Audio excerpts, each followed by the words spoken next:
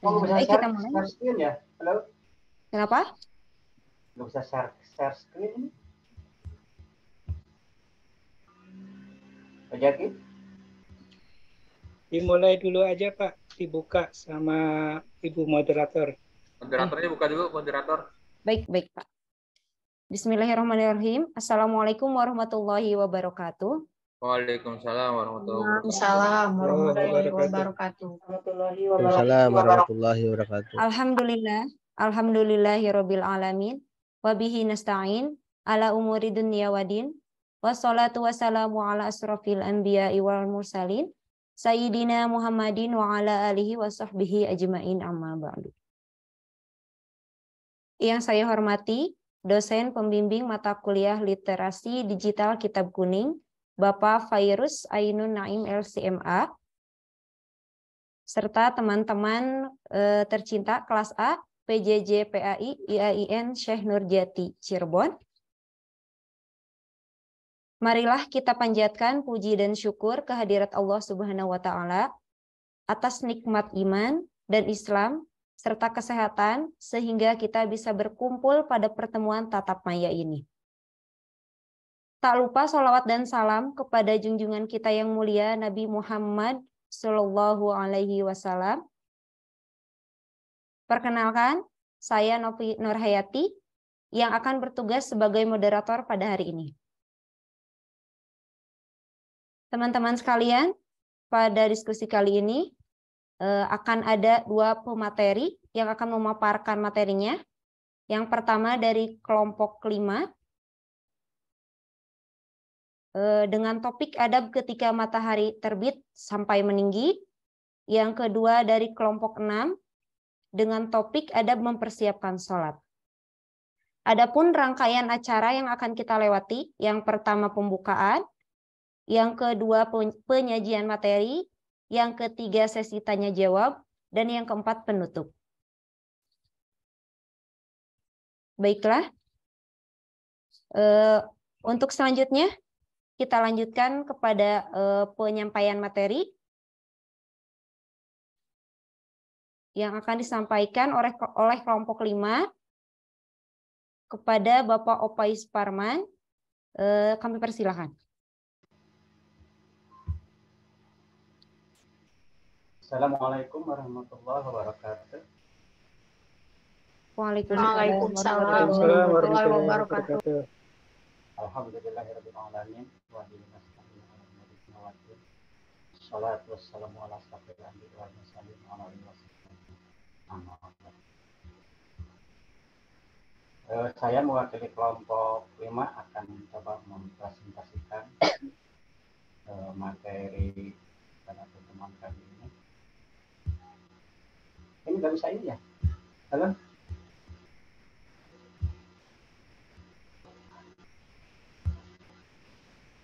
Belum bisa share screen. Pak Opai dijadiin ini dulu Pak. Ya, belum.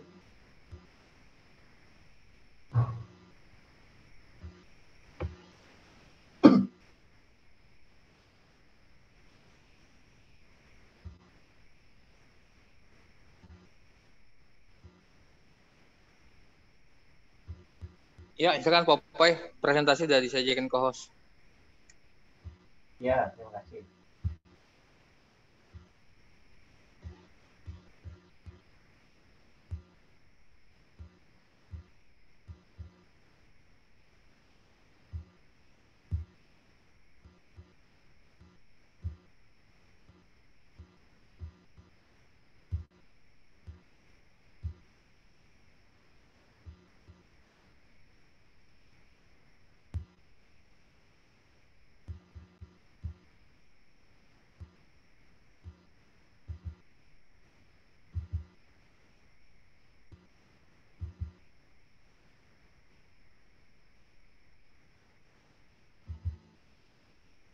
Udah kelihatan belum ini? Halo?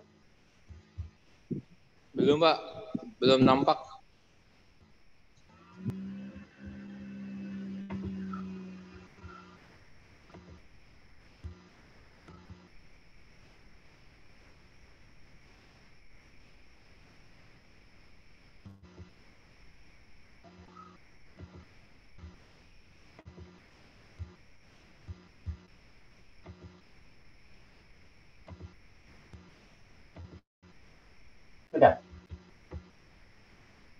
Ya, sudah Pak. Sudah Pak.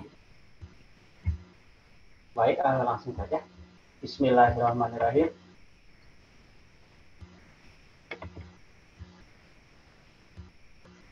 Adamu ba'da dulu isyamsi ila jawali. Faida tala'ati syamsu wara tafa'at qaido rumhin. Fasalli rak'atain. Wadzalika inda jawali waktil karahati lis shalah.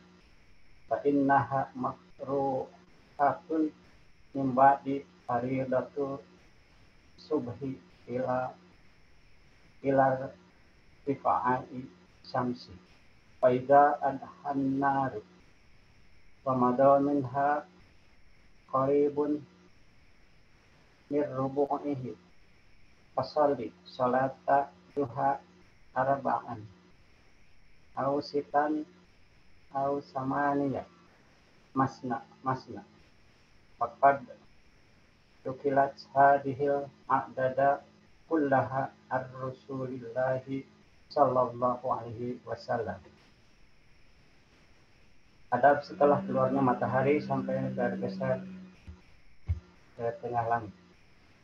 Ketika matahari telah terbit dan naik sekitar 1 tombak, maka sholatlah 2 rakaat. Sholat ini dilakukan setelah hilangnya waktu makruh untuk sholat, karena setelah sholat subuh itu dimakruhkan untuk melakukan sholat hingga naiknya matahari.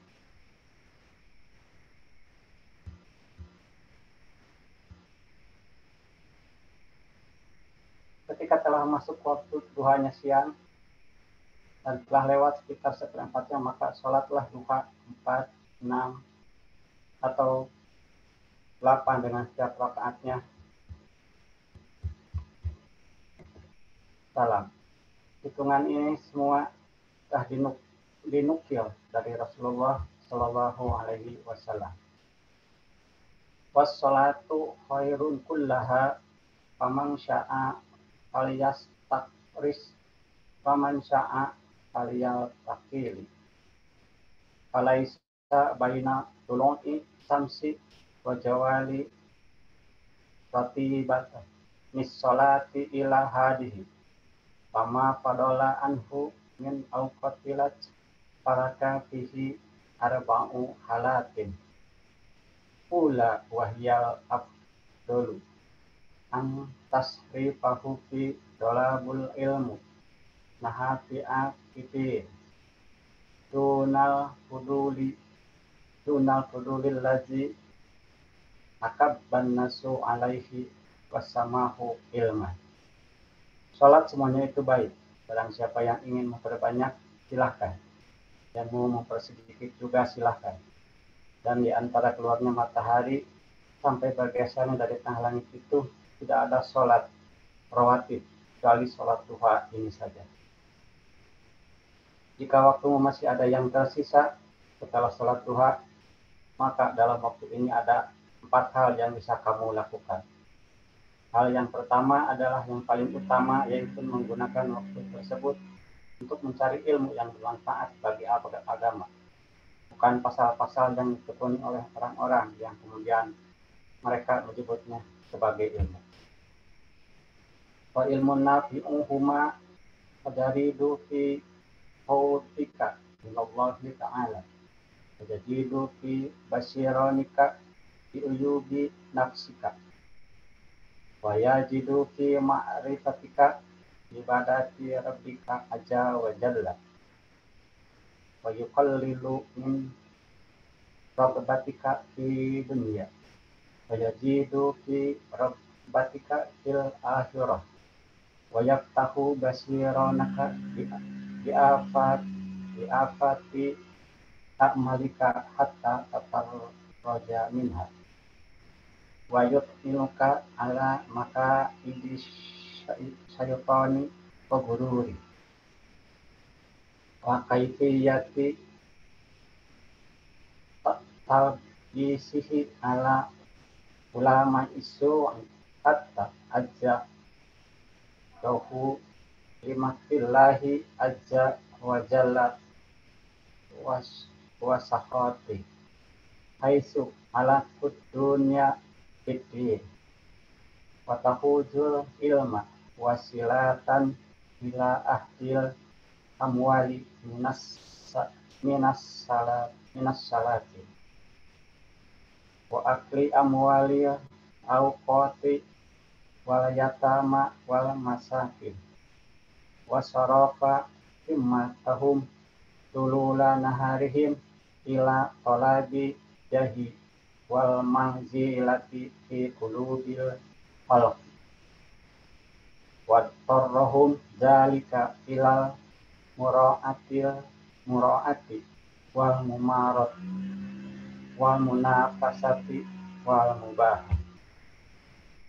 Ilmu yang bermanfaat adalah ilmu yang bisa menambah dalam ketakutanmu pada Allah Ta'ala, bisa menambah pengetahuan batinmu tentang cacatnya dirimu, bisa menambah ma'rifatmu dalam beribadah kepada Tuhanmu, bisa mengurangi rasa cintamu terhadap dunia dan menambah rasa cinta terhadap akhirat, bisa membuka mata hatimu untuk melihat bahaya-bahaya dan amal-amalmu sehingga engkau bisa menjaga dari bahaya tersebut, bisa memperlihatkanmu terhadap tipu-tipu daya setan, bisa memperlihatkanmu caranya menyamarkannya setan terhadap ulama sufi yang menjadikan mereka mendapatkan murka Allah Ta'ala, yaitu ulama-ulama yang memakan dunia dengan agamanya.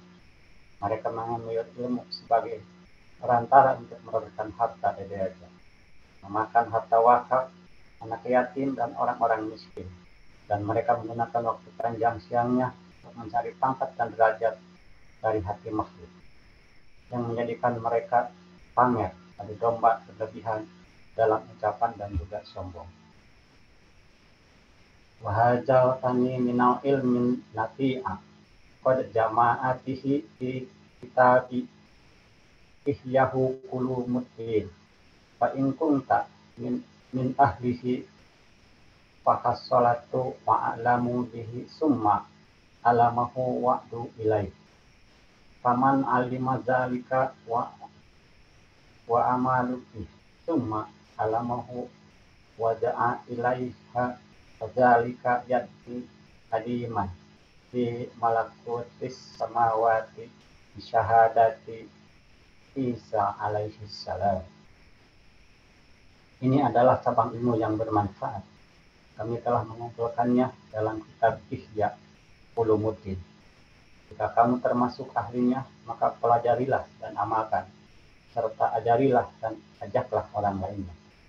Barang siapa yang mengetahuinya dan mengamalkannya, kemudian mengajarkannya serta mengajak orang lain mempelajarinya, maka orang tersebut akan disebut sebagai orang yang agung kerajaan langit dengan persaksiannya Nabi Isa alaihi salam. Faida faragta min zalika kulihi wa faragta min islahi nafsika zahiran wa batina wa fadala syai'un min awqatilat fala ba'sa antas tagila bi ilmin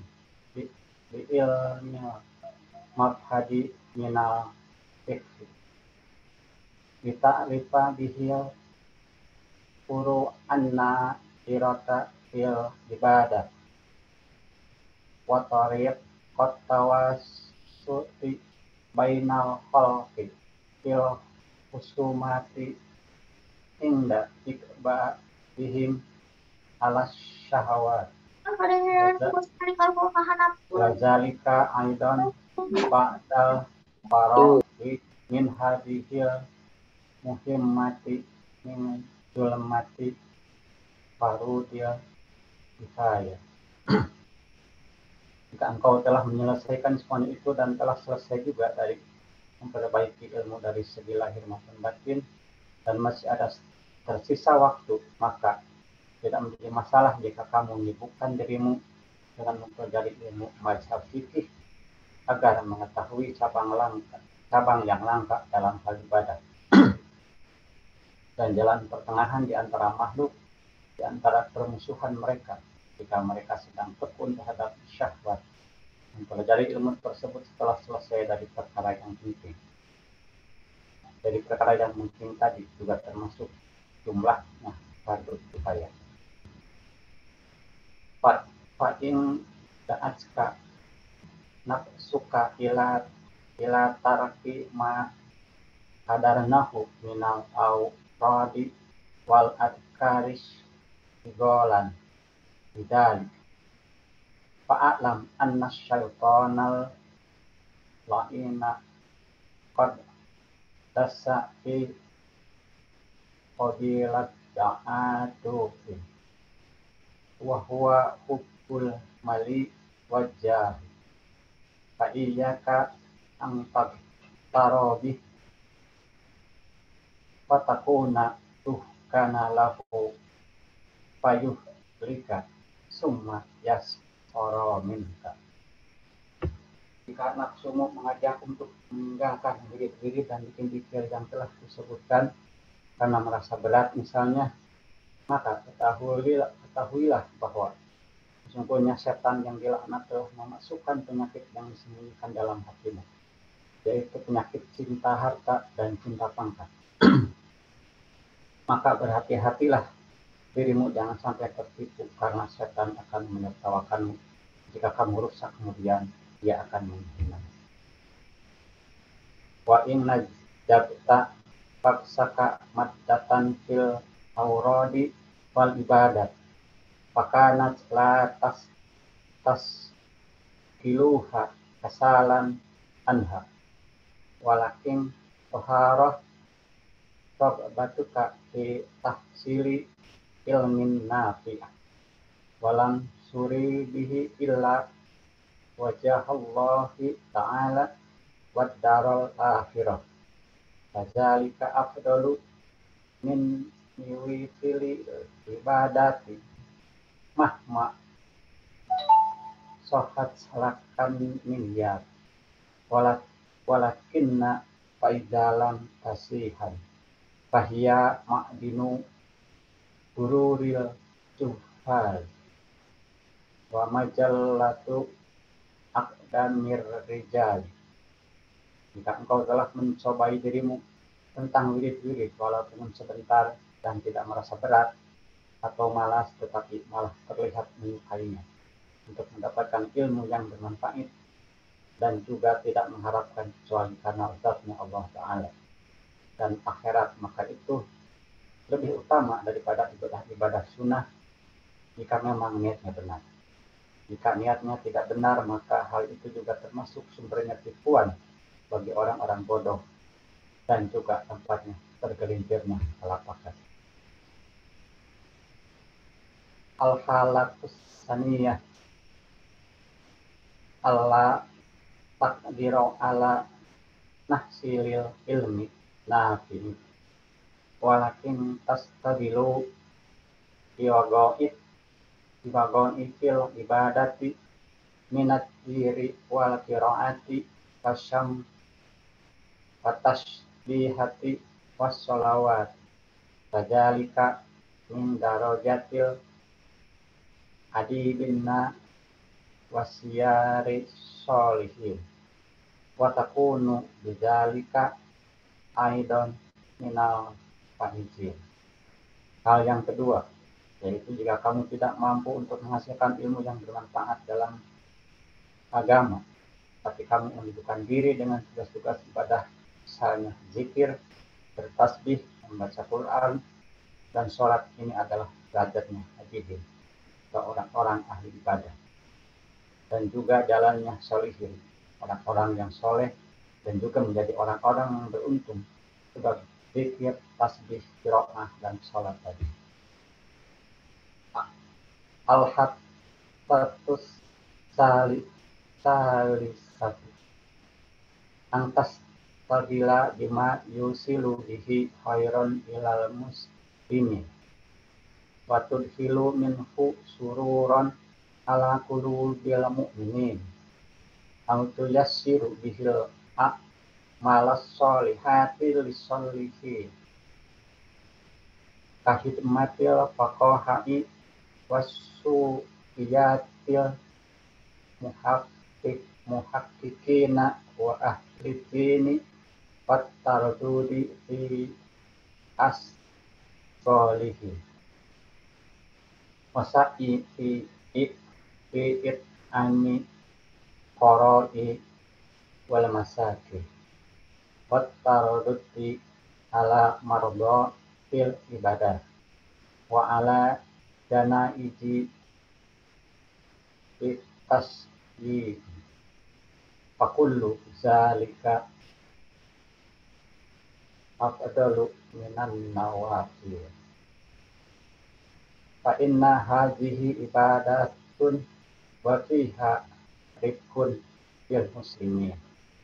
Hal yang ketiga yaitu menyibukkan dirimu dengan sesuatu yang bisa menghasilkan kebaikan bagi muslimin dan bisa membuat senang hatinya mukmin, atau mempermudah amalan-amalan kebaikan bagi orang-orang yang soleh.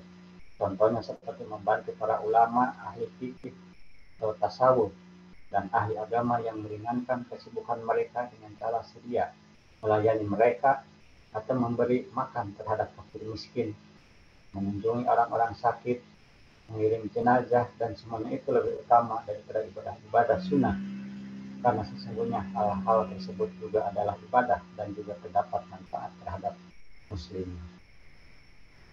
Al-halat rabi'at ala taqwa ya ala jalika wastagolata bihazatika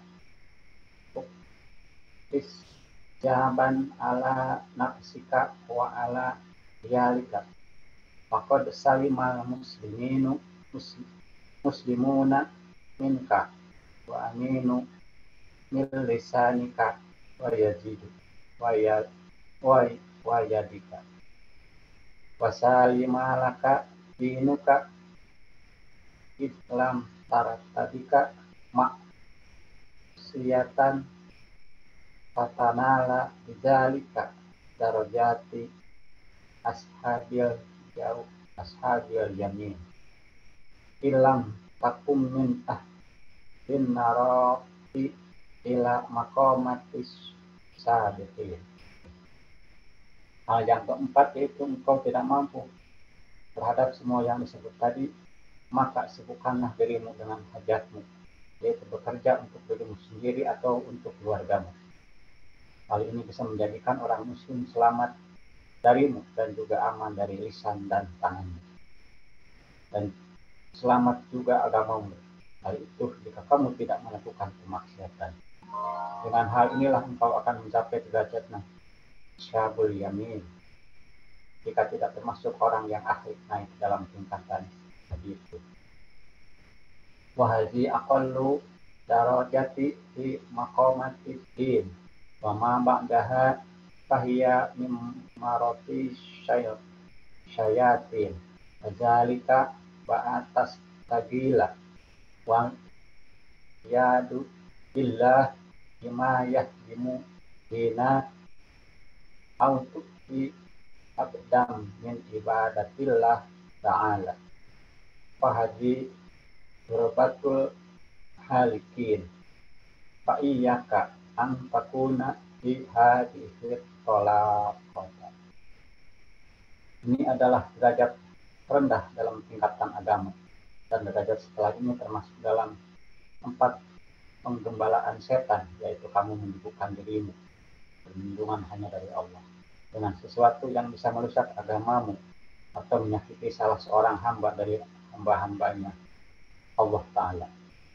Ini adalah tingkatannya orang-orang yang rusak. Maka berhati-hatilah dirimu, jangan sampai menjadi orang dalam tingkatan ini. Wa'alam annal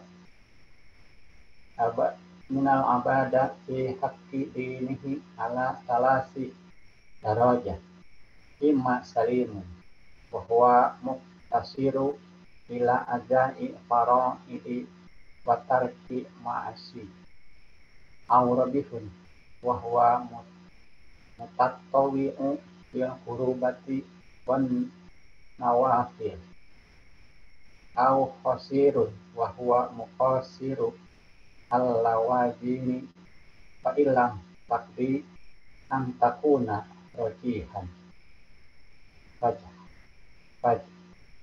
Tahid ang takuna saliman wa iyyaka summa iyyaka an takuna basiran. Ketahuilah bahwa sesungguhnya seorang hamba di dalam hak beragamanya itu ada 3 derajat. Pertama, derajatnya orang yang selamat, yaitu orang yang hanya melakukan kewajiban-kewajiban dalam meninggalkan maksiat-maksiat. Kedua, derajatnya orang yang yang mendapat untung, yaitu selain melakukan kewajiban dan meninggalkan maksiat, dia juga melakukan kesunahan dengan melakukan ibadah-ibadah sunnah. Ketiga adalah derajatnya orang yang rugi, yaitu yang melanggengkan kewajiban-kewajiban saja, tidak meninggalkan maksiat. Jika engkau tidak mampu menjadi orang yang beruntung, maka bersungguh-sungguh untuk menjadi orang yang selamat, dan berhati-hatilah dari menjadi orang yang merugi. Wal abdu fi haqqi ta'iri ibadati lahu salasu darajatin al-ula ayyang jilati haqqihim manjilata kirami barorati malaikah bahwa ayyas ati agrodihim ibdan bihim wa idkhalani sururi ala qulubihim. As-saniyah ayang sila mangsilatal bahaihim wal jamadati bihaqqihim fala janaluhum khairu walaki yakufu anhum sarra. As-salasatu ayang sila bihaqqihim mangsila hatal aqaribi wal hayati wasiba'id do'iyat la yurju khairuh wayu tako syarruh. Seorang hamba dalam haknya terhadap seluruh hamba yang lainnya terdapat 3 tingkatan. Yang pertama adalah menempati dalam hak mereka sebagai tempat orang-orang yang mulia, baik yaitu para malaikat, misalnya dengan melayani kebutuhan mereka, menolong mereka, dan menggembirakan hati mereka. Kedua adalah menempati dalam hak mereka sebagai tempatnya hewan dan benda mati. Mereka tidak mendapatkan kebaikan dari hamba tersebut dan juga tidak mendapatkan keburukannya. Ketiga adalah menempati dalam hak mereka sebagai tempatnya kalajengking, ular, dan hewan buas yang merugikan, dan tidak bisa diharapkan kebaikannya, tetapi malah menjaga diri dari keburukannya.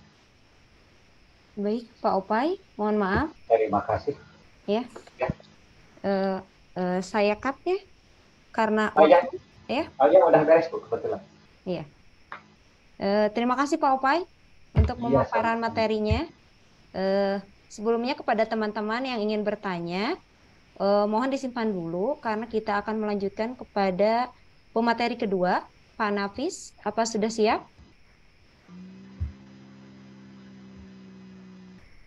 Pak Nafis?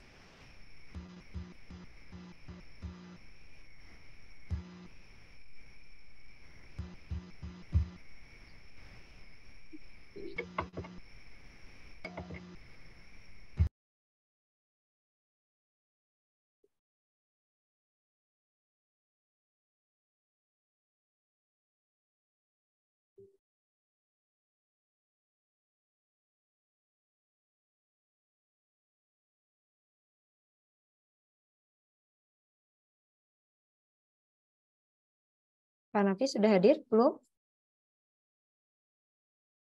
Sudah Bu, sudah. Iya. Sudah siap Pak Nafis? Langsung ini. Iya. Untuk selanjutnya kita simak pemaparan materi dari kelompok ke-6 dengan topik adab mempersiapkan sholat. Cari sinyal. Iya. Silakan Pak Nafis, dipersilakan. Ya, terima kasih. Sebentar. Cari tempat sinyal yang baik.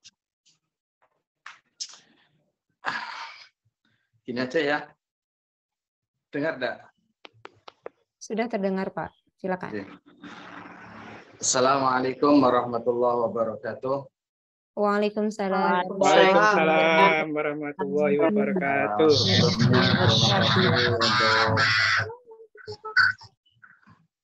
Terima kasih untuk Ibu Moderator dan saya ucapkan terima kasih banyak telah diberi waktunya. Dan saya hormati Bapak dosen, Bapak Gus Fairuz, dan teman-teman sekalian. Oke, kita mulai yaitu presentasi pertama, yaitu Adabul Istidad bisa iris sholawat. Saya harap teman-teman membuka bukunya, karena saya mungkin tidak bisa slide-slide seperti Bapak Opay tadi ya. Karena Bapak Ibu sudah mempunyai kitab, tolong itu dibukalah kitab-kitabnya sendiri-sendiri. Oke, bismillahirrahmanirrahim. Ini adalah pembahasan tentang adab mempersiapkan ketika kita mau sholat. Ya, istidad lisan iris sholawat. Yang bagi antas ta'idda qabla zawali li sholati dhuhri fa tuqaddimal qailulah in kana laka qiyamun billail. Jadi diawali dengan sholat mempersiapkan duhur, ya sholat duhur. Maka sebelum sholat duhur, maka kita dituntut atau sayukja seharusnya lebih baik kita qailulah dulu atau tidur sebentar sebelum zawal gitu. Kenapa? In kana laka qiyamun billail aw saharun fil khair fa inna fiha ma'unatan ala qiyamil lail. Jadi disunahkan qailulah ketika kita memiliki niat untuk qiyamul lail atau bergadang tapi bergadang baik. Contohnya mungkin taklimul ilm atau muzahamal ma'azzawjah atau gimana bisa itu. Kama anna fis sahur ma'unatan ala siyamin nahar wal qailulah min ghairi qiyamin bil lail ka sahur min ghairi shaumin bin nahar. Jadi ketika seperti kenapa kita harus qailah dulu supaya kita mau mempersiapkan tahajud atau mempersiapkan pekerjaan-pekerjaan lain yang di malam itu disunahkan memang untuk qailah seperti sahur untuk bisa menolong lah, untuk bisa membantu agar kita besok berpuasa gitu. Akan tapi ketika kita tidak memiliki niat untuk tahajud atau untuk berpuasa, maka di situ juga tidak disunahkan untuk qailulah. Fajtahid an tastayqidha qabla zawali wa tawaddu'a wa tahdhura masjid wa tusalli tahiyyah wa ta'dhur mu'adzin wa tuhibbu. Jadi untuk kita harus berusaha yaitu bangun sebelum zawal atau sebelum masuk zuhur, kita bangun mempersiapkan pergi ke masjid lalu berwudu di rumah sehingga kita nanti ke masjid, sholat tahiyatul masjid dan menunggu muadzin dan menjawab adzannya. Tsumma taquma fatusall arba rakaat aqibaz zawal, dan setelah itu sholat qobliyah ya 4 rakaat. Wa kana Rasulullah sallallahu alaihi wasallam yutawwiluhunna wa yaqulu hadza waqtun tuftahu fihi abwabas sama fa uhibbu ayyurfa ali fi amalun shalih. Jadi ini perintahnya Rasulullah untuk setelah jawab sholat dan maka qobliyatul arba'a rakaat ya. Tentunya yang muakkadah yang 2 rakaat, yang 2 adalah tidak.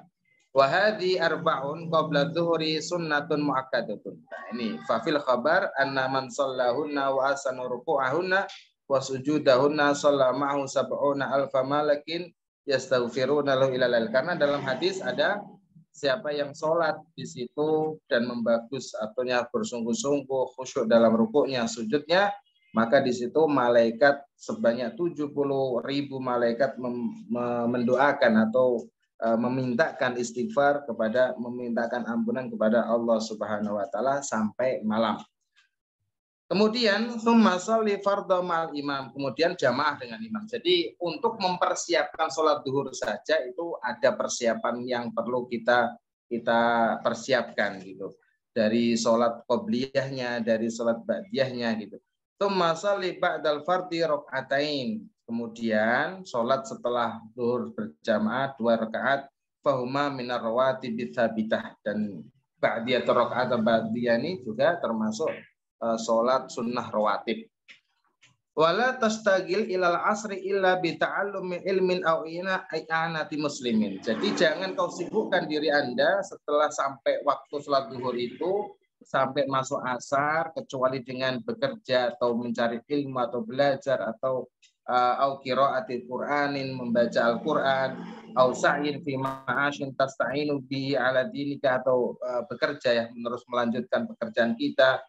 Tsumma sholli arba'an qabla al-'asri fa hiya sunnatun mu'akkadatun. Kemudian setelah selesai kita gunakan waktu setelah zuhur tadi nyampe waktunya asar, kita sholat 4 rakaat sebelum asar. Dan ini hukumnya sunnah. Faqad qala Nabi sallallahu alaihi wasallam rahimallahu abdan shalla arba'an qabla asar. Jadi di sini terus sampai di situ sholat sebelum asar 4 rakaat, karena Kanjeng Nabi juga mendoakan akan mendapatkan rahmatnya apabila kita mau sholat 4 rakaat sebelum asar. Maka fastahid ayyana laka du'a'u sallallahu alaihi wasallam, maka bersungguh-sungguhlah untuk mendapatkan doa dari Nabi Muhammad sallallahu alaihi wasallam. Selanjutnya wala tastagil ba'dal asri illa bimithli ma sabaqa qablahu. Jadi jangan sibukkan diri Anda lagi setelah asar kecuali dengan hal-hal seperti yang kebaikan atau ta'lim, baca Al-Qur'an atau bekerja, melanjutkan dan lain-lain. Wala yang bagi antakuna awqatuka muhmalatan fatashtagila fi kulli waqtin bimattafaqa kaifattafaq. Jadi intinya di situ jangan sampai gunakan waktu-waktu tersebut digunakan hanya untuk membuang-buang waktu atau melakukan pekerjaan-pekerjaan yang tidak berguna atau tidak manfaat gitu kan. Karena apa? Waktu wa awqatuka umruka wa umruka rasul malika wa alai tijaratuka wa bi usuluka ila na'imil abad fi jiwari ta'ala. Jadi seperti halnya karena waktu itu adalah umur, sejatinya waktu adalah umur kita dan umur kita itu adalah modal kita hidup.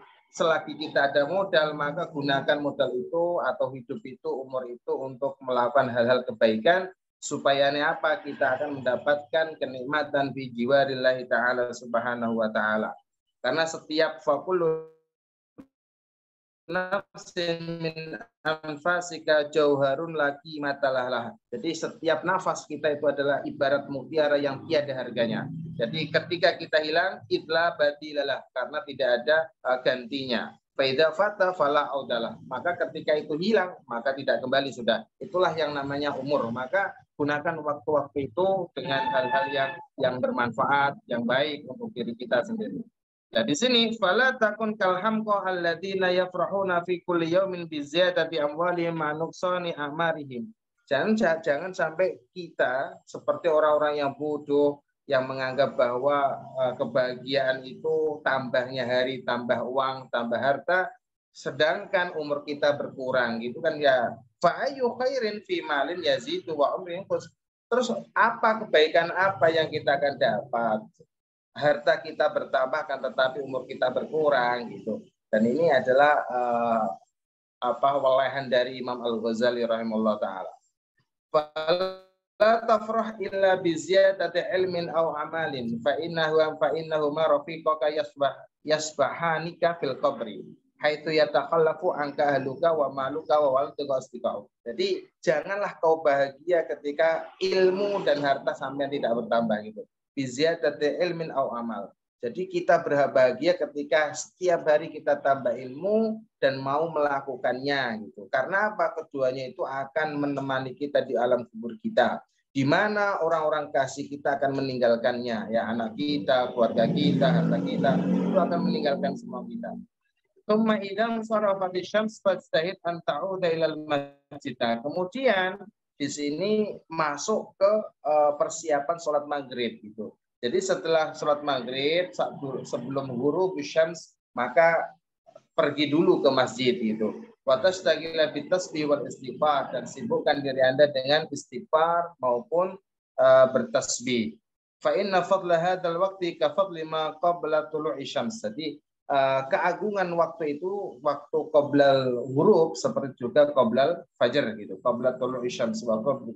Qala Allah azza wa jalla wasabbih bihamdi rabbika qabla tulu'i syamsi wa qabla ghurubiha. Wa qra' qabla ghurubi syamsi. Nah, di sini ada perintah yaitu untuk membaca sebelum ghurubus syams atau sebelum matahari terbenam. Membaca yang pertama yaitu surat wasyamsi waduhaha. Yang kedua walaili idza yaghshaha atau ya surat wal muawidatain dan surat qul a'udzu birabbin nas dan qul a'udzu birabbil falaq. Jadi keempat itu kita baca di waktu-waktu senja atau sebelum ghurubus syams. Sebelum ghurubus syams kita baca surat empat surat tersebut yaitu wasyamsi walaili dengan qul a'udzu birabbil falaq qul a'udzu birabbin nas supaya apa wal taghrub 'alaika syamsu wa anta fil istighfar. Dan ketika matahari terbenam kita dalam keadaan beristighfar kepada Allah, berzikir kepada Allah atau membaca Al-Qur'an. Fa idza sami'tal adzan fa'ajib faqul ba'dahu. Jadi setelah kita menunggu di masjid ya atau di tempat ibadah kita sebelum maghrib lalu kita mendengar adzan ya maka jawablah adzan tersebut ya seperti dan ucapkan setelahnya doa setelah membaca atau menjawab doa adzan. Di situ Allahumma ditambah ya Allahumma inni as'aluka inda iqbali lailika wa ibadi naharika wa huduri salatika wa aswati du'aika. Terus doa setelah adzan Muhammad wasilah darajal aliyah ini seloknya Tumas jamaah yaitu sholat maghrib tentunya. Wasalli ba'da dzalika qabla an tatallama rak'atain fa innahuma raqiyatul maghrib. Jadi setelah sholat maghrib sebelum beratul maghrib sesungguhnya ba'datul maghrib itu termasuk rawatib ya sholat arba'an tutil mafai aidun sunnah. Ketika kita mau sholat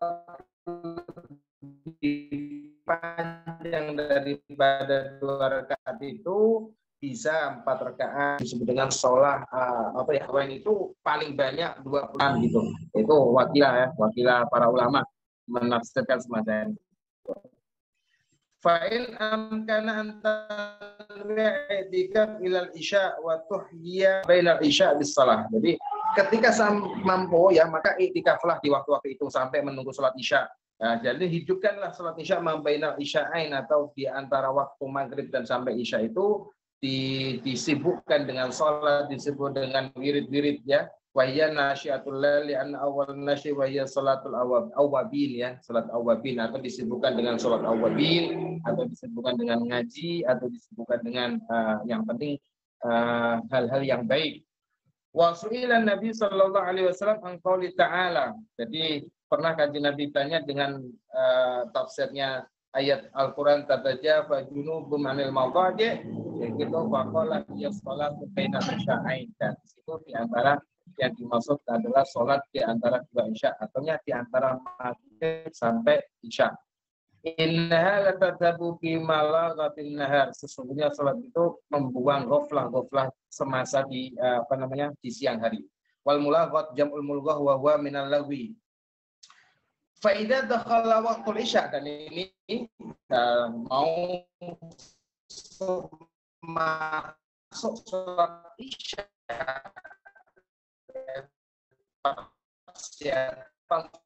sholat isya fasholli 4 rakaatin qabla fardhi.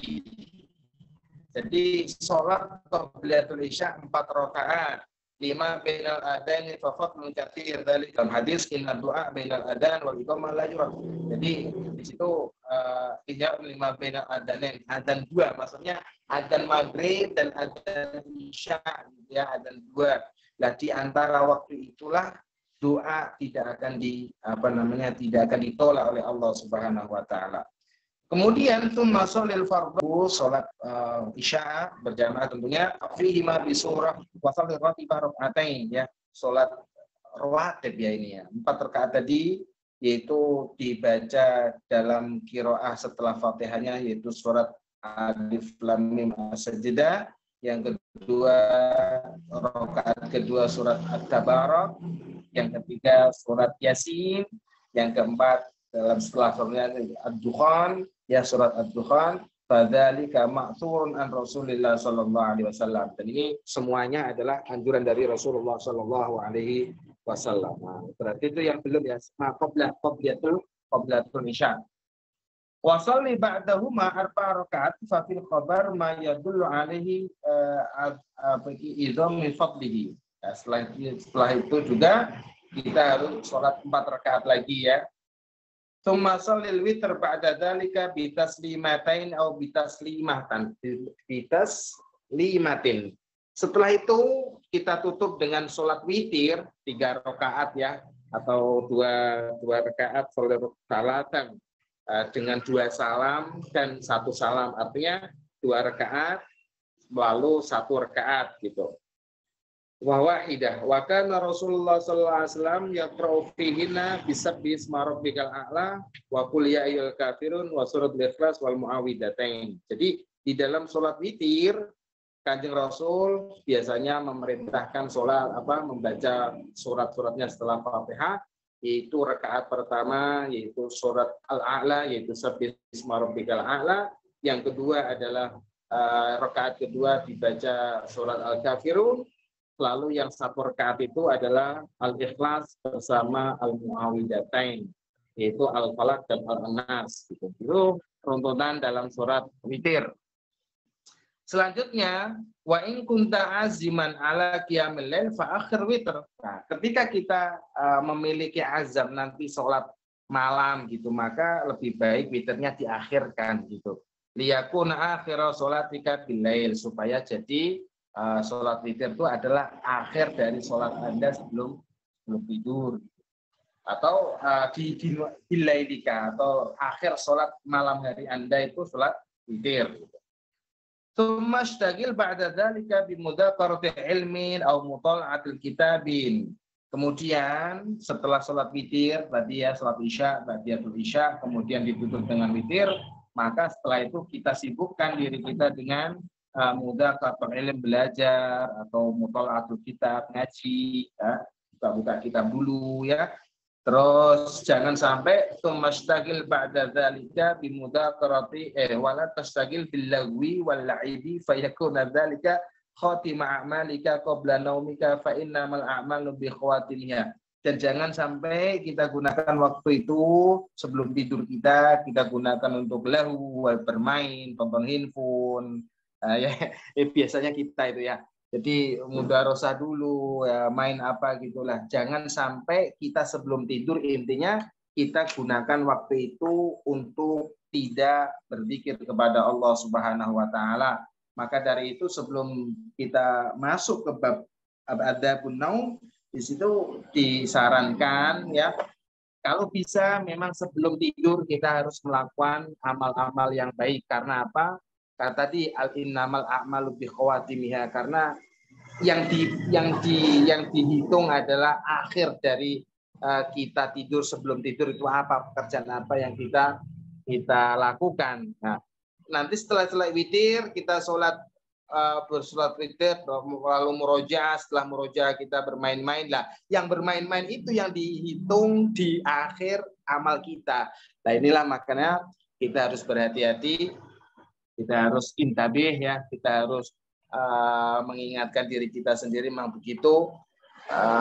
Saya kira itu ya untuk bab persiapan ya, nanti terus masuk ke bab persiapan sholat subuh. Insya Allah di bab kemudian setelah bab an-naum itu nanti masuk ke persiapan lagi ada sholat subuh ya.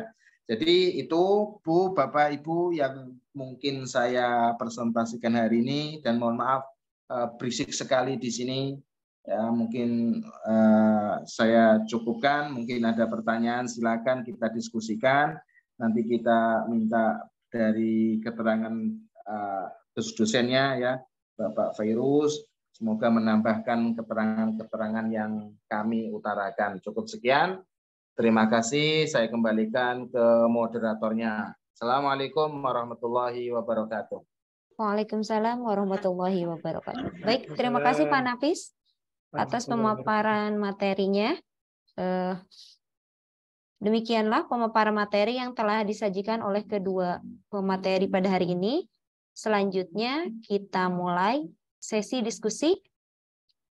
Untuk diskusi, saya akan memberikan kesempatan untuk 3 orang penanya untuk adab ketika matahari terbit hingga meninggi. Kemudian 3 penanya lagi untuk adab mempersiapkan sholat. Silakan kepada teman-teman yang ingin bertanya.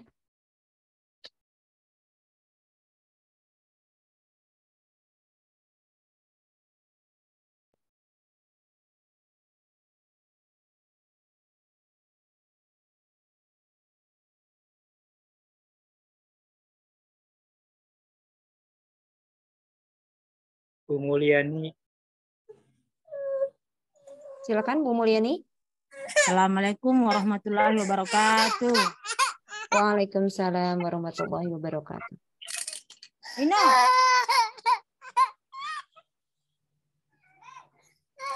Terima kasih atas kesempatan yang diberikan kepada saya, Bu, untuk bertanya.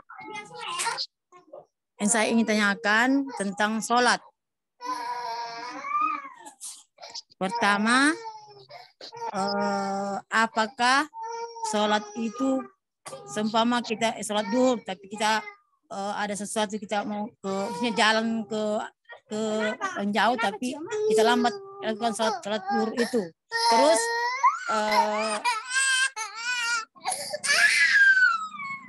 Terus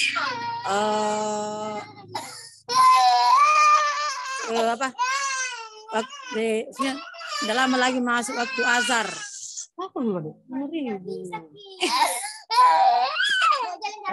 Yang ini yang saya tanyakan, apakah kita itu sholatnya 1 kali wudhu 2 sholat? Karena ini waktunya mepet, Bu. Kita mau pergi jauh, tapi waktunya yang sudah mepet.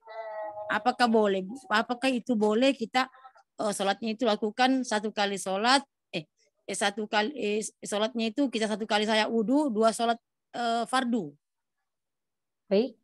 Yang kedua, ini kan maksudnya bulan Ramadan. Yang saya ingin tanyakan, apakah kita boleh sholat tahajud seumpama berlanjut sholat isya langsung sholat sholat tarawih langsung duha langsung sholat tahajud, apakah boleh itu Pak, Bu? Tidak. Baik. Ada lagi? Assalamualaikum warahmatullahi wabarakatuh. Baik, terima kasih Bu Mulyani. Selanjutnya,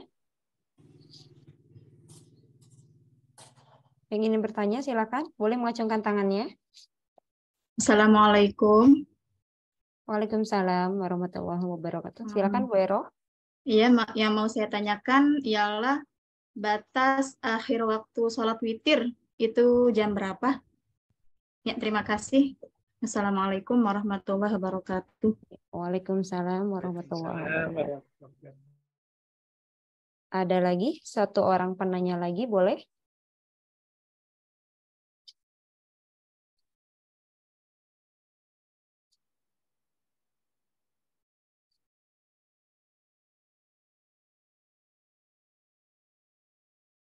Ada teman-teman?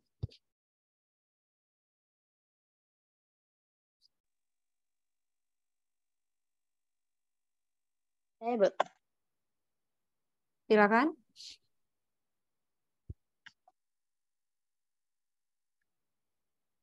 Ini ya, Assalamualaikum warahmatullahi wabarakatuh. Waalaikumsalam warahmatullahi wabarakatuh. Silakan Bu. Ini untuk fadilah salat-salat sunnah itu apakah ada sendiri fadilah-fadilahnya? Ya, salat sunnah qobliyah maupun ba'diyahnya. Baik. Nah, terima kasih. Iya.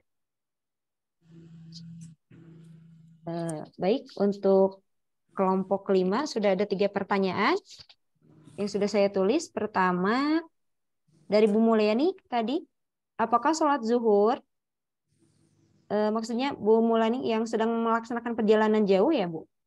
Iya. Ya. Apakah boleh 1 kali wudhu dan melaksanakan 2 sholat fardu? Maksudnya seperti itu? Iya. Kemudian pertanyaan yang keduanya, apakah boleh melaksanakan sholat tahajud setelah sholat isya, sholat tarawih, dan sholat witir? Langsung. Seperti itu. Ya. Langsung. Kemudian yang dari Bu Ero, pertanyaannya, apakah ada batas akhir waktu sholat witir? Seperti itu ya Bu? Iya Bu. Iya. Selanjutnya dari Bu Siti, apakah ada fadilah-fadilah sholat sunat qobliyah dan ba'diyah? Baik, kepada kelompok 5, silakan. Ada yang bisa menjawab? Mohon maaf, kayaknya itu untuk kelompok 6, Bu. Kelompok 6 Bu Novi. Oh iya, mohon maaf untuk kelompok 6. Ya.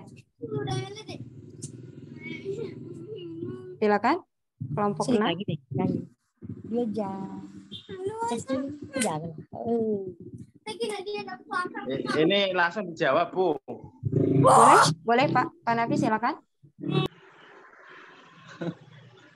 Ya, untuk Bu Mulyani ya. Jadi untuk tadi saya kurang fokus dalam pertanyaannya, yaitu 1 wudhu 2 sholat gitu ya Bu ya. Iya. Ya, tentunya ya boleh-boleh saja kalau memang wudhu itu dengan air gitu ya. Ya wudhu, bukan tayamum, wudhu ya. Itu boleh-boleh saja karena selagi tidak batal aja gitu. Jadi untuk 2 kali, 4 kali, 5 kali tidak masalah ketika memang wudhu kita yang pertama belum batal itu. Terus yang kedua yaitu tentang apa Bu Novi? Yang kedua? Tentang melaksanakan sholat tahajud, Pak Nafis. Ya, kenapa sholat tahajud? Ketika Ramadan kali ini kan kita suka melaksanakan. Ya. Oke. Yang harus kita ketahui dulu, apa sih tahajud itu? Sholat tahajud adalah sholat setelah kita tidur. Itu diarani sholat tahajud namanya ya. Jadi adapun qiyamul lail itu ya semacam witir, ya bisa tarawih, bisa qobliyah, bisa ba'diyah, itu semuanya diarani dengan qiyamul lail gitu. Jadi bisakah ketika kita sholat tahajud setelah sholat witir, sholat tarawih gitu ya Bu? Ya, dikatakan sholat tahajud apabila kita sudah tidur gitu kan, sudah melaksanakan tidur malam, terus bangun, maka terus kita sholat. Witir pun ketika kita lakukan setelah tidur itu sudah masuk dalam sholat tahajud kita gitu. Jadi yang harus kita perhatikan adalah apa sih sholat tahajud? Tahajud adalah sholat yang dilakukan setelah kita tidur, itu arane dinamakan sholat at-tahajud gitu. Jadi boleh memang begitu ya, ketika kita sekarang bulan suci Ramadan, setelah sholat isya, ba'diyatul isya, dengan itu sholat kita tarawih, dan ditambah lagi dengan witir, kemudian kita tidur, terus sholat lagi sunnah atau apa gitu, maka itu juga dinamakan sholat at-tahajud. Jadi boleh-boleh saja dilakukan itu semua gitu. Oke, adapun untuk Bu Ero, batas kemungkinan ya ini, mohon maaf kalau mungkin ada koreksi-koreksi, silakan sekali. Saya harap ada koreksi dari jawaban-jawaban saya. Untuk batas sholat witir ya sebelum subuh lah gitu ya. Jadi witir itu bisa dilaksanakan setelah sholat isya sampai sebelum subuh, itu batas witir lah.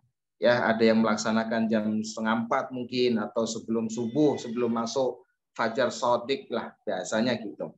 Ya. Apalagi Bu kira-kira itu ya? Ada lagi enggak soalnya tadi Bu yang selanjutnya? Mengenai Pak Nafis, mengenai fadilah-fadilah sholat sunat. Ya, adapun fadilah Ibu cari sendiri lah, cari sendiri di Google gitu kan. Kalau tentunya ada ya Bu, fadhail sholat sunnah itu kan seperti yang kemarin mazala abdi yataqarrabu ilayya bin nawafil hatta uhibbu ya. Dari awal-awal itu semuanya dengan bin nawafil ya. Jadi keutamaan sholat-sholat rawatib qobliyah ba'diyah yang di kitab tadi sudah dikatakan ada sholat 4 rakaat sebelum duhur, maka dia di situ akan diberikan rahmat oleh Allah Subhanahu wa taala. Jadi banyak sekali Bu fadilah dan apapun ya keutamaan yang ada untuk sholat rawatib ya, atau sholat rawatib ba'diyah qobliyah itu pasti ada fadilahnya sangat besar sekali. Ya minimal untuk ajabr ya kekurangan kita dalam sholat fardu kita, atau menambal kekurangan dari sholat fardu kita, itu bisa menjadi jabr lis sholat gitu. Jadi itu Bu tentang fadilahnya. Kalau lebih lengkap Ibu bisa lah searching sendiri atau cari di buku-buku lain tentang apa saja. Yang pasti itu ada fadilah keutamaan yang sangat banyak sekali, dan tentunya itu adalah sunnah Rasulullah Sallallahu Alaihi Wasallam. Begitu Bu. Ya insya Allah cukup. Pak Nafis. Salam. Ya Bu Mulyani ya siap. Nah, yang saya tanyakan Pak. Ya. Ini kan biasa itu saya punya anak kecil Pak. Kalau sudah kalau sudah saya berbuka, anak saya mau tidur, biasanya saya Pak ketiduran. Terus yang saya tanyakan tadi Pak itu, saya itu biasanya sholat Isya, tarawih dan witir itu Pak. Biasa baru bangun tidur langsung lakukan sholat Isya Pak. Langsung tahajud juga. Apa Pak boleh itu? Saya tanyakan. Iya. Ya boleh lah Bu ya. Maksudnya gini, setelah Ibu berbuka puasa ya kan. Ya kan punya anak kecil Pak. Hah? Punya anak kecil tidurkan. Saya Pak jangan ikut tidur. Ya Bu. Pas bangun saya langsung saya sholat Isya, tarawih langsung tahajud. Apa itu boleh Pak? Iya, boleh Bu, boleh. Jadi asal Ibu nanti setelah ba'da maghrib terus buka puasa lalu tidur sebentar, terus bangun-bangun nanti sholat Isya, tarawih, ya enggak apa-apa Bu, yang memang harus begitu Bu. Ya harus sholat, yang tidak boleh yang tidak sholat Bu. Ya harus sholat Bu ya. Apa boleh? Bilang boleh. Boleh Bu, boleh. Kasih banyak Pak. Oke Bu, oke. Siap Bu, siap. Ya. Terima kasih jawabannya Pak Nafis. Ya Bu, sama-sama. Iya. Selanjutnya untuk teman-teman, apakah masih ada yang mau bertanya? Saya boleh izin menambahkan. Boleh, silakan. Ya, saya mau nanya nanti Bu ya. Boleh Pak Zaki. Silakan. Mau Pak Bambang dulu menambahkan, boleh, silakan. Iya, baik. Terima kasih. Bismillahirrahmanirrahim. Saya tadi concern dengan pertanyaan terkait dengan fadilah sholat sunnah ya. Bapak Ibu sekalian, jadi ini mah pendapat saya. Jadi begini Bapak Ibu, yang namanya sholat itu kan terbagi menjadi dua ya. Ada sholat wajib, yaitu sholat 5 waktu, dan ada juga sholat sunnah. Jadi konteksnya seperti ini.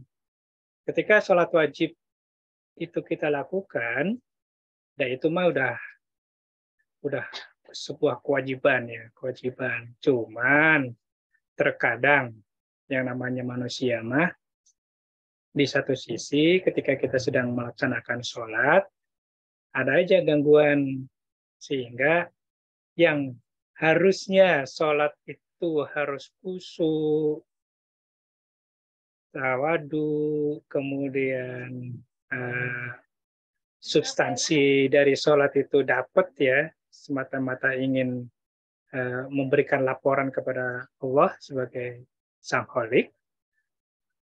Tapi ternyata hal-hal tersebut terkadang itu kurang.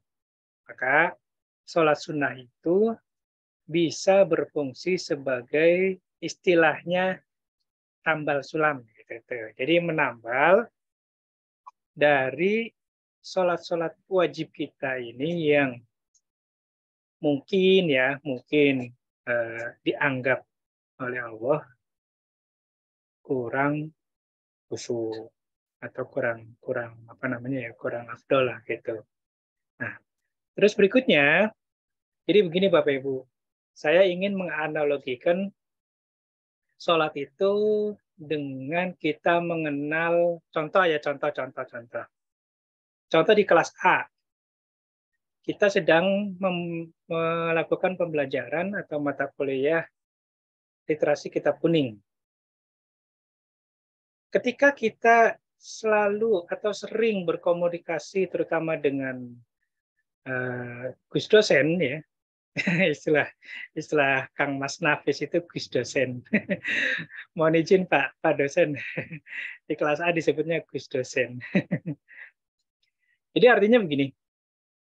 Kalau kita sering berkomunikasi, sering bertegur sapa, sering sharing dan sebagainya, otomatis Gus dosen pun lebih mengenal kepada sosok kita.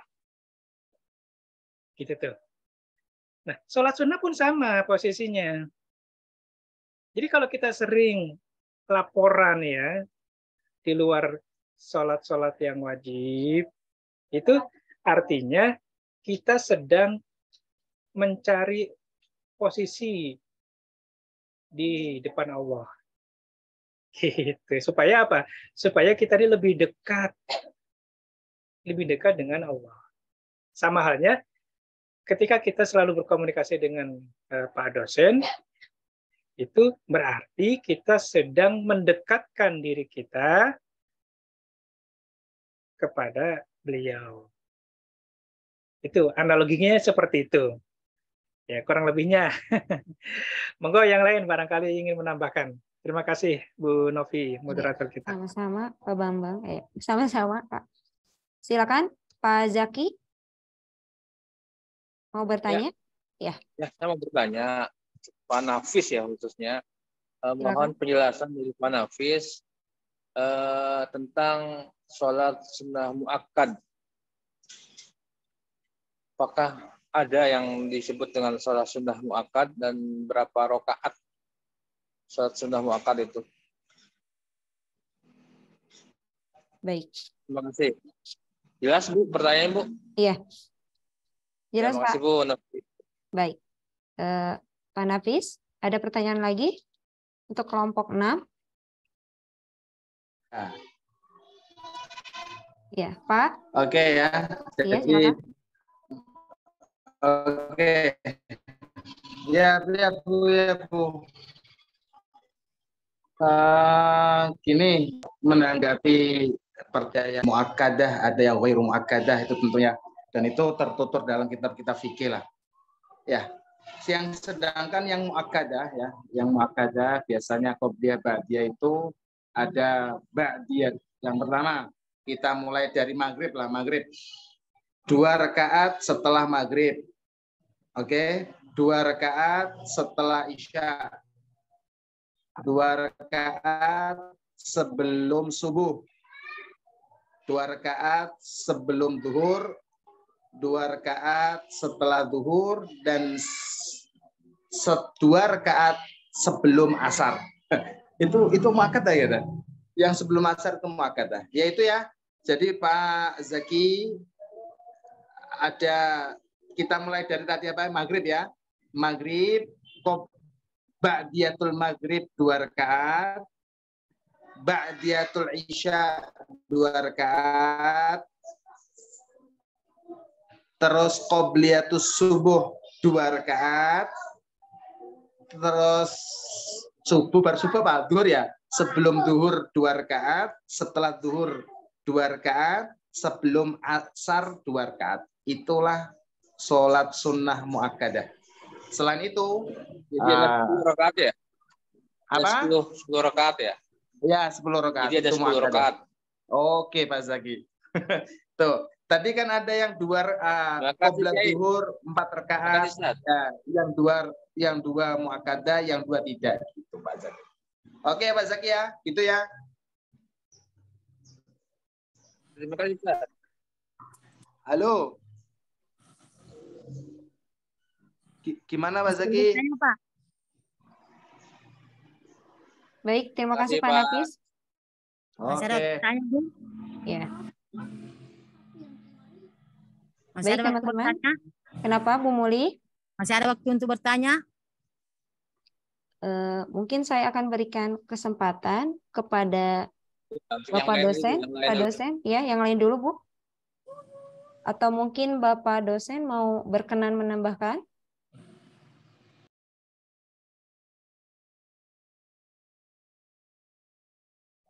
Baik, terima kasih Bu Novi, Pak Bambang, dan lain-lain Sama, Pak. atas presentasi dan diskusinya mengenai etika ketika sesudah matahari terbit, dan tadi etika dalam rangka bersiap-siap menuju sholat. Ini menunjukkan betapa Islam itu penuh etika. Jadi menyambut pagi saja kita punya etika. Tidak asal-asal, wah pagi nih bangun ngopi itu misalnya, selain Ramadan tentunya kan. itu ada etikanya. Bahkan tadi disebutkan misalnya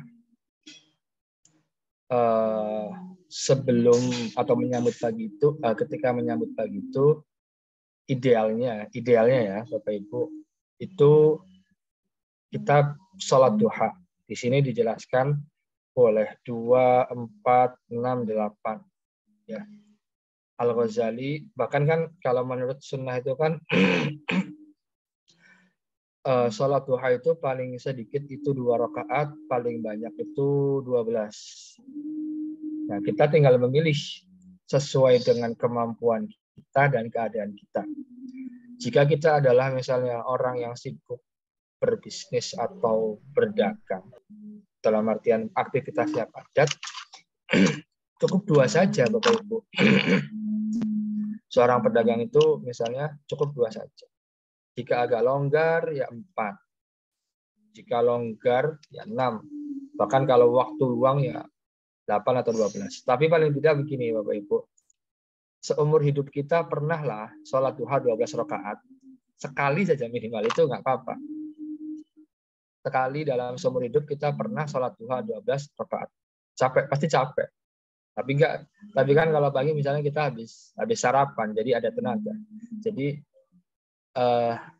menurut saya pribadi Bapak Ibu ya, sekali seumur hidup kita itu kita pernah melakukan semua kesunahan yang dianjurkan oleh Rasulullah. Misal, sekali seumur hidup kita pernah lah, minimal ya, ini minimal. Pernah puasa Syawal, pernah puasa Arafah, pernah puasa Muharram, pernah puasa Rajab sampai 10 hari dan seterusnya. Pokoknya yang itu berat, itu kita pernah. Sekali seumur hidup itu pernah kita seperti itu. Nah, masa sekali seumur hidup kita tidak pernah sih sholat duha 12 rakaat misalnya. Terutama misalnya di hari Jumat. Hari Jumat itu kan hari raya umat Islam.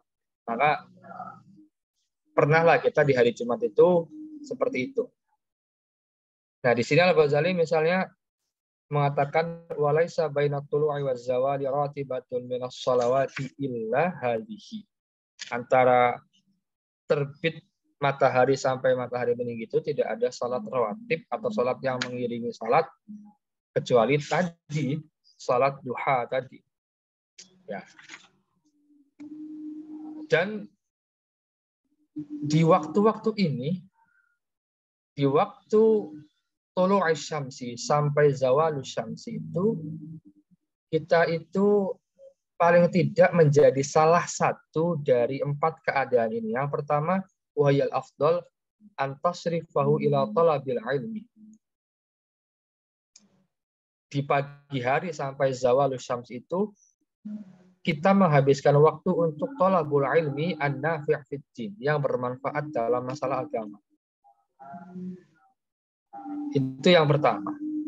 Wal ilmun nafi', ciri-ciri ilmu yang bermanfaat adalah ilmu yang membuat kita bertambah takut kepada Allah sekaligus bertambah dekat tentunya. Jadi ciri-ciri ilmu bermanfaat itu seperti itu. Kalau ilmu kita membuat kita semakin lancang, berarti pasti ilmunya tidak bermanfaat. Misal, bertambahnya titel, gelar, umur bahkan. Saya itu orang tua misalnya. Kita semua kan orang tua. Kita tidak boleh misalnya, kamu tahu apa anak muda soal beginian gitu. Nah, berarti sekali saja ngomong begitu kita itu bisa dipastikan ilmu kita tidak bermanfaat karena kita tidak pernah atau tidak membuka diri terhadap hal-hal baru terhadap dinamika ilmu pengetahuan itu sendiri. Dan itu yang terjadi di negeri kita. Seperti omongan salah satu pejabat itu, orang yang di luar pemerintahan nggak usah banyak ngomong gitu kan. Itu tidak membuka diri ya Bapak Ibu. Jangan sampai nanti seperti itu. Adalah pejabat pemerintahan bilang begitu. Orang yang tidak atau yang di luar pemerintahan tidak usah banyak ngomong. Nah, itu ciri-ciri jabatannya tidak bermanfaat barangkali itu. Wallahu a'lam ya, misalnya seperti itu. Ya, jangan sampai itu karena tidak takut kepada Allah, tidak takut kepada Tuhan itu ciri-cirinya diantaranya adalah membuat kita sibuk atau berpaling dari sesuatu yang mendekatkan diri kepada Allah. Jika aktivitas-aktivitas kita jauh dari seperti itu, biasanya kita memang dipalingkan oleh Allah. Wa yazidu fi basiratika bi uyubi nafsik misalnya. Nah, ilmu itu misalnya membuat kita punya basirah, mata hati kita itu bisa melihat cacatnya diri kita. Oh, ternyata saya kurang di masalah ini. Ternyata saya itu masih masih banyak kurangnya. Masih belum bisa mengendalikan emosi. Walaupun saya sudah jadi orang tua misalnya, masih belum bisa mengendalikan keuangan atau pengeluaran dan macam-macam. Masih punya sifat kikir, punya sifat dendam, dengki, macam-macam lah. Maunya menjatuhkan orang lain. Nah, itu adalah uyubi nafsi. Nah, kalau kita bisa melihat itu, oh ternyata saya kemarin berbuat salah ya, itu nggak benar. Nah, itu insya Allah ilmunya bermanfaat. Oh ternyata pernyataan saya tidak betul ya seperti itu. Ternyata tindakan saya tidak pas untuk kasus ini, walaupun saya benar.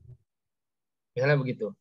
Secara teori kadang kita benar, tapi secara akhlak itu belum tentu. Itu soal menang-menangan biasanya. Kemudian ilmu yang bermanfaat itu wa yazidu fi ma'rifatika bi ibadati rabbika azza wa jalla, yaitu untuk mengetahui atau menambah pengetahuan tentang seberapa baik ibadah kita kepada Allah. Wa yuqallilu min raghabatika fid dunya.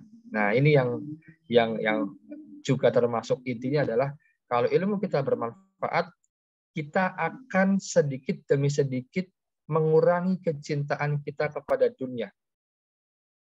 Yang tadinya aktivitas itu pokoknya uang, jabatan, kedudukan. Nah, itu kemudian karena kita belajar terus, ngaji terus, kuliah terus gitu kan. Ternyata sadar, oh ternyata itu tidak penting. Al-Ghazali kan di awal kitab ini mengatakan tentang soal rongsokan dunia. Banyak manusia itu mati-matian mencari rongsokan dunia. Yang tadinya kalau bekerja mencari uang itu muaranya atau tujuannya adalah untuk membeli HP, untuk membeli mobil, untuk membeli motor, yang pasti jadi rongsokan. Nah, berkat ilmu yang bermanfaat bukan lagi soal itu. Bagaimana caranya kita bekerja supaya menghidupi keluarga dan juga bisa sodakoh misalnya, bisa memberi wakaf, bisa memberi hibah. Itu sudah bukan lagi uangnya itu, wah saya pengen dapat duit banyak apa? Biar bisa jalan-jalan ke Eropa 14 juta misalnya, bisa jalan-jalan macam-macam lah itu dunia. Dan wa yazidu fi ragbatika fil akhirah. Kemudian membuat kita makin merindukan akhirat. Ini yang mungkin apa ya, Bapak Ibu?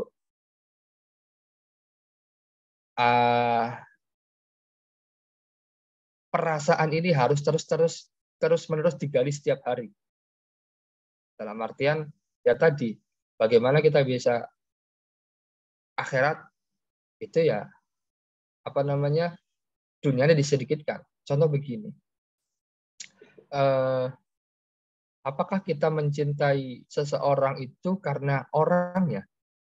Kalau kita karena orangnya berarti itu karena dunia. Tapi kalau kita mencintai seseorang itu karena Allah,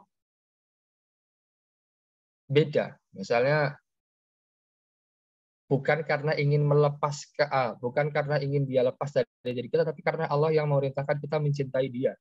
Entah pasangan, keluarga, entah itu guru, entah siapapun lah. Orang-orang yang pantas dicintai itu intinya adalah karena Allah. Wa yaftahu basirataka bi afati a'malika hatta taharrara minha.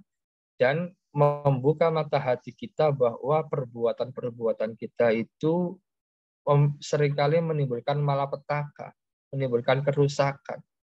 Nah, apakah perbuatan kita seperti itu? Contoh begini Bapak Ibu ya. Ramadan ini gitu. Ramadan ini jadi paradoks Bapak Ibu. Ramadan itu kan pada intinya itu bagaimana kita menahan diri. Menahan diri itu artinya tidak punya banyak keinginan. Tapi justru kebalikannya. Ketika ngabuburit, ini pengen dibeli, dibeli semua. Nah, apakah itu kita benar-benar puasa? Itu misalnya. Apakah yang penting yang ada saja selesai? Bahkan repot-repotan cari 1 jam sebelumnya keliling. Ayo kita cari semuanya. Yang kadang-kadang itu merusak. Bahkan kan ini fenomena Bapak Ibu, fakta. Indonesia itu masuk 5 besar, mungkin 3 besar negara penghasil sampah makanan terbanyak di dunia. Dan negara kita itu mayoritas Muslim, yang di antara ajarannya adalah harus hemat makanan dan harus menghabiskan makanan dan tidak boleh berlebih-lebihan. Ini paradoks. Nah, semua pengen dimasak, semua pengen dibeli ketika Ramadan. Justru aneh Bapak Ibu ya, kita itu hari biasa kita makan dah, yang penting makan. Ketika Ramadan kita mikir keras supaya makan ini, makan itu. Jadi pikiran kita terkontrol oleh nanti buka harus makan apa, sahur harus makan apa. Bahkan harus berbeda misalnya. Harus variasi. Ya padahal kalau sehari-hari misalnya, ketika makan siang di kantor, di sekolah Bapak Ibu, oh ada batagor ya batagor, sudah selesai. Ada bakso ya bakso. Nah kan, tapi kalau Ramadan justru sebaliknya. Itu yang pertama.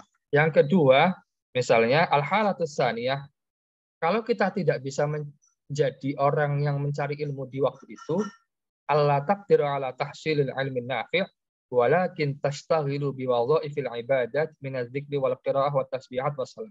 Nah, kalau kita bukan orang yang bisa mencari ilmu di waktu itu, kita adalah orang yang sibuk beribadah, entah itu zikir, baca Quran, tasbih, sholawat, dan lain-lain. Ini menarik Bapak Ibu ya. Al-Ghazali mendahulukan status atau keadaan orang mencari ilmu daripada orang beribadah. Ya. Padahal di masyarakat kita sebaliknya, anehnya itu orang lebih suka orang yang khusyuk ibadah daripada orang yang mencari ilmu. Padahal kalau kita tanya para ulama, para kiai, lebih utama mana orang mencari ilmu atau daripada orang beribadah, mereka pasti mengatakan mencari ilmu. Tapi kita lebih silau, lebih menghormati orang yang ahli ibadah daripada orang yang mencari ilmu. Tapi Al-Ghazali di sini di posisi pertama itu adalah wahyal afdol, yaitu orang yang mencari ilmu. Kalau tidak bisa mencari ilmu di waktu-waktu ini, yang kita bahas ini, maka kita sibukkan diri dengan ibadah. Makanya bagi saya rasanya tidak masuk akal ketika Ramadan justru nggak kuliah. Ya kan, misalnya. Karena Al-Ghazali mengatakan bagusnya ya jam-jam segini, atau pagi misalnya, kuliah, atau sekolah, atau mencari ilmu dalam bentuk apapun. Nah, kalau tidak bisa ya harus di posisi kedua, yaitu sibuk dengan ibadah. Yang ketiga, kalau tidak bisa, antastaghila bima tusilu bihi khairan ilal muslimin. Sibukkanlah diri dengan sesuatu yang bisa memberikan kebaikan untuk orang Islam. Kalau tidak bisa sebagai orang yang berilmu atau mencari ilmu, yang kedua ahli ibadah, jadi orang yang sibuk ibadah. Yang ketiga, bagaimana caranya di waktu-waktu ini kita memberikan kebaikan kepada sesama muslim. Wa tudkhilu minhu sururan ala qulubil mu'minin, memberikan kepada mereka kebahagiaan. Au tuyassiru bihil a'mal as-salihah lis-salihin, atau memudahkan untuk berbuat baik. Khidmatil fuqaha, seperti mengabdi kepada ahli fikih, wasufiyah, ahli sufi yang muhaqqiqin, wa ahli din, ahli agama, dan seterusnya. Artinya kita harus bisa berposisi seperti ini. Kalau tidak bisa yang pertama dan kedua. Yang keempat, alla taqwa ala dzalika washtaghalat bihajatika iktisaban ala nafsika wa ala iyalika. Kalau kita tidak bisa jadi posisi yang pertama, kedua, dan ketiga, kerja untuk memenuhi kebutuhan diri kita dan kebutuhan keluarga kita. Waqad salimal muslimuna minka wa aminu min lisanika wa yadika. Ini masuk kategori muslim yang bisa memberi kedamaian lewat lisan dan juga lewat tangan alias perbuatannya. Di sini kita melihat bahwa ketika ada orang kerja pagi-pagi, itu justru melakukan apa yang disarankan oleh Al-Ghazali di posisi keempat ini. Orang pedagang itu berangkat subuh-subuh. Ya kan misalnya, bahkan ada yang jam 2 pagi sampai jam 9 pagi. Gitu kan. Itu dalam rangka mengisi waktu ini. Artinya begini Bapak Ibu, kita semakin bertambah umur akan semakin melihat bahwa siapapun yang beraktivitas di pagi hari, yang aktivitasnya bermanfaat, insya Allah diridhoi oleh Allah. Itu saja, simple. Asal melihat apakah dia masuk kategori 4 ini. Salah satu dari 4 ini. Jika tidak, ya na'udzubillah, begitu kan. Jadi artinya kita harus lebih lebih terbuka terhadap apapun aktivitas manusia di pagi hari, selagi itu bermanfaat bagi dirinya, sekitarnya, dan keluarganya. Jadi kalau kita melihat orang kerja, apa kamu kerja pagi-pagi gitu kan? Pagi buta gini, bukannya ibadah, sholat, zikir. Loh, bukan begitu. Dia juga dalam rangka memenuhi apa yang seharusnya dilakukan di waktu-waktu tersebut. Kemudian kita beralih ke bagaimana mempersiapkan sholat. Jadi sholat itu tidak ujuk-ujuk, tidak langsung misalnya asal sholat saja.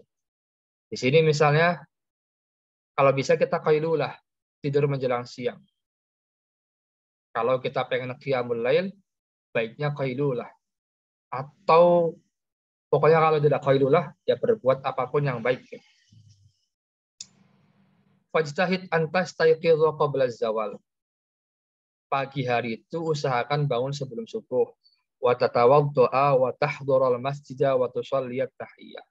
Kalau dekat masjid, wudu, kemudian pergi ke masjid dan salat tahiyatul masjid, wa tantadhirul muazzin wa tujibahu. Nunggu muazzin datang kalau bisa. Ini biasanya dilakukan oleh yang paling mungkin melakukan ini ya, bapak-bapak atau mahasiswa-mahasiswa yang masih muda. Yang masih muda itu justru punya peluang besar yang belum menikah terutama untuk melakukan hal ini. Misalnya, dulu saya punya kenangan misalnya zaman waktu kuliah itu Bapak Ibu, sebelum subuh itu ya nunggu azan itu memang sepi, ada yang baca Quran setelah tahiyatul masjid tentunya, ya i'tikaf dan seterusnya. Dan waktu-waktu tadi itu waktu-waktu ijabah. Wabil ashari hum yastaghfirun. Di waktu-waktu sahur itu bagusnya kita beristighfar. Istighfarnya astagfirullah yang paling mudah, atau sayyidul istighfar seperti Allahumma anta rabbi la ilaha illa anta, dan seterusnya.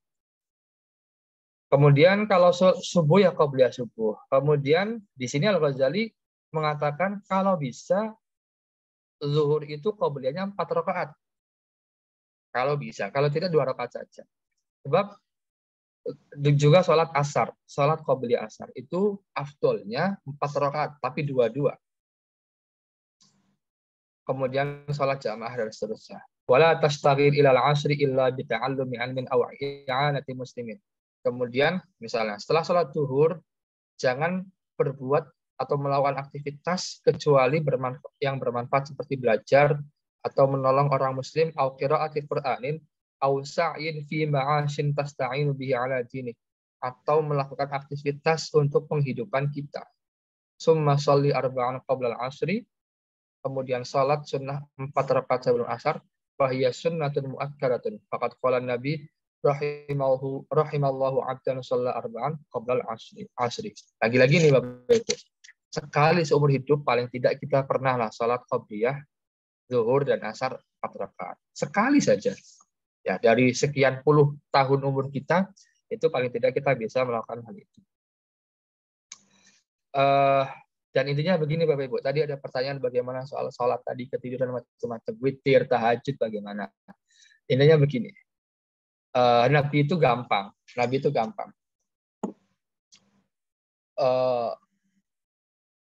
Kalau kita pengen witir misalnya, atau kalau kita witir itu kalau tidak bisa 3 rakaat ya 1 rakaat. Witir itu paling mudah, paling sedikit 1 rakaat.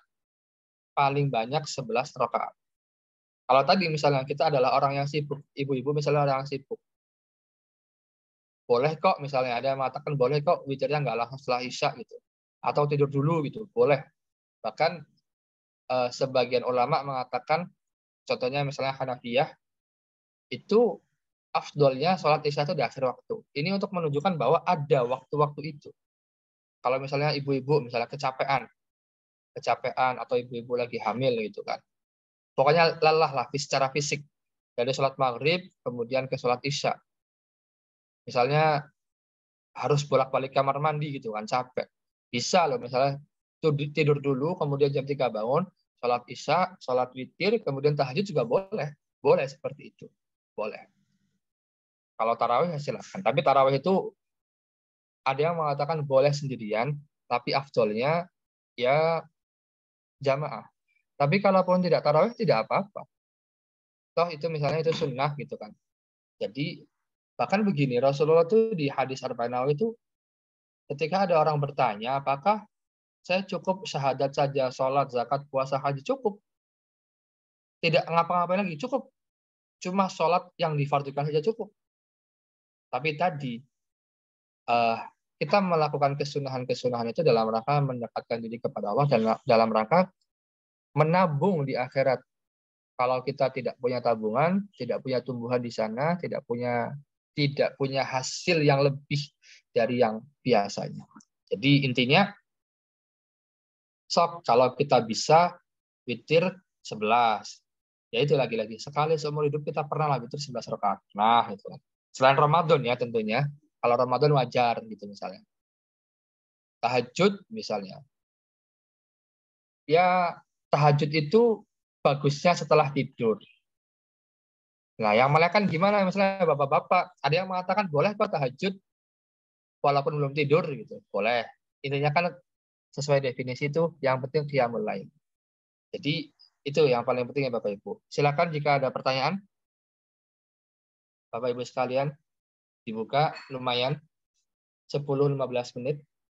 Silakan kepada teman-teman yang ingin bertanya.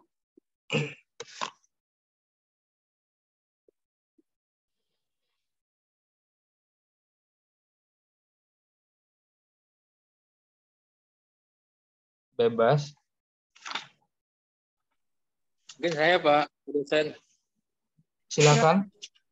Ya Pak, ada ya beberapa ustadz atau ulama yang mengatakan bahwa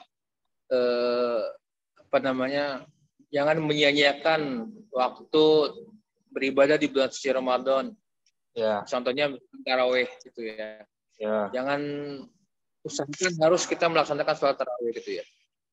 Sedangkan di luar sana banyak sekali orang-orang yang bekerja misalkan di waktu malam. Contohnya misalkan keamanan ya atau pekerjaan yang shift-shiftan ya, ada shift malam. Itu bagaimana Pak dosen, menurut Pak dosen pandangannya? Ya. Terima kasih. Silakan ada lagi sekalian digabung nanti.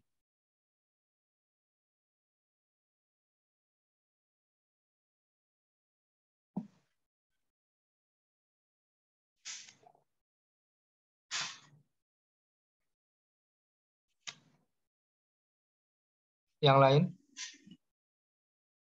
Mungkin barangkali moderatornya mau bertanya.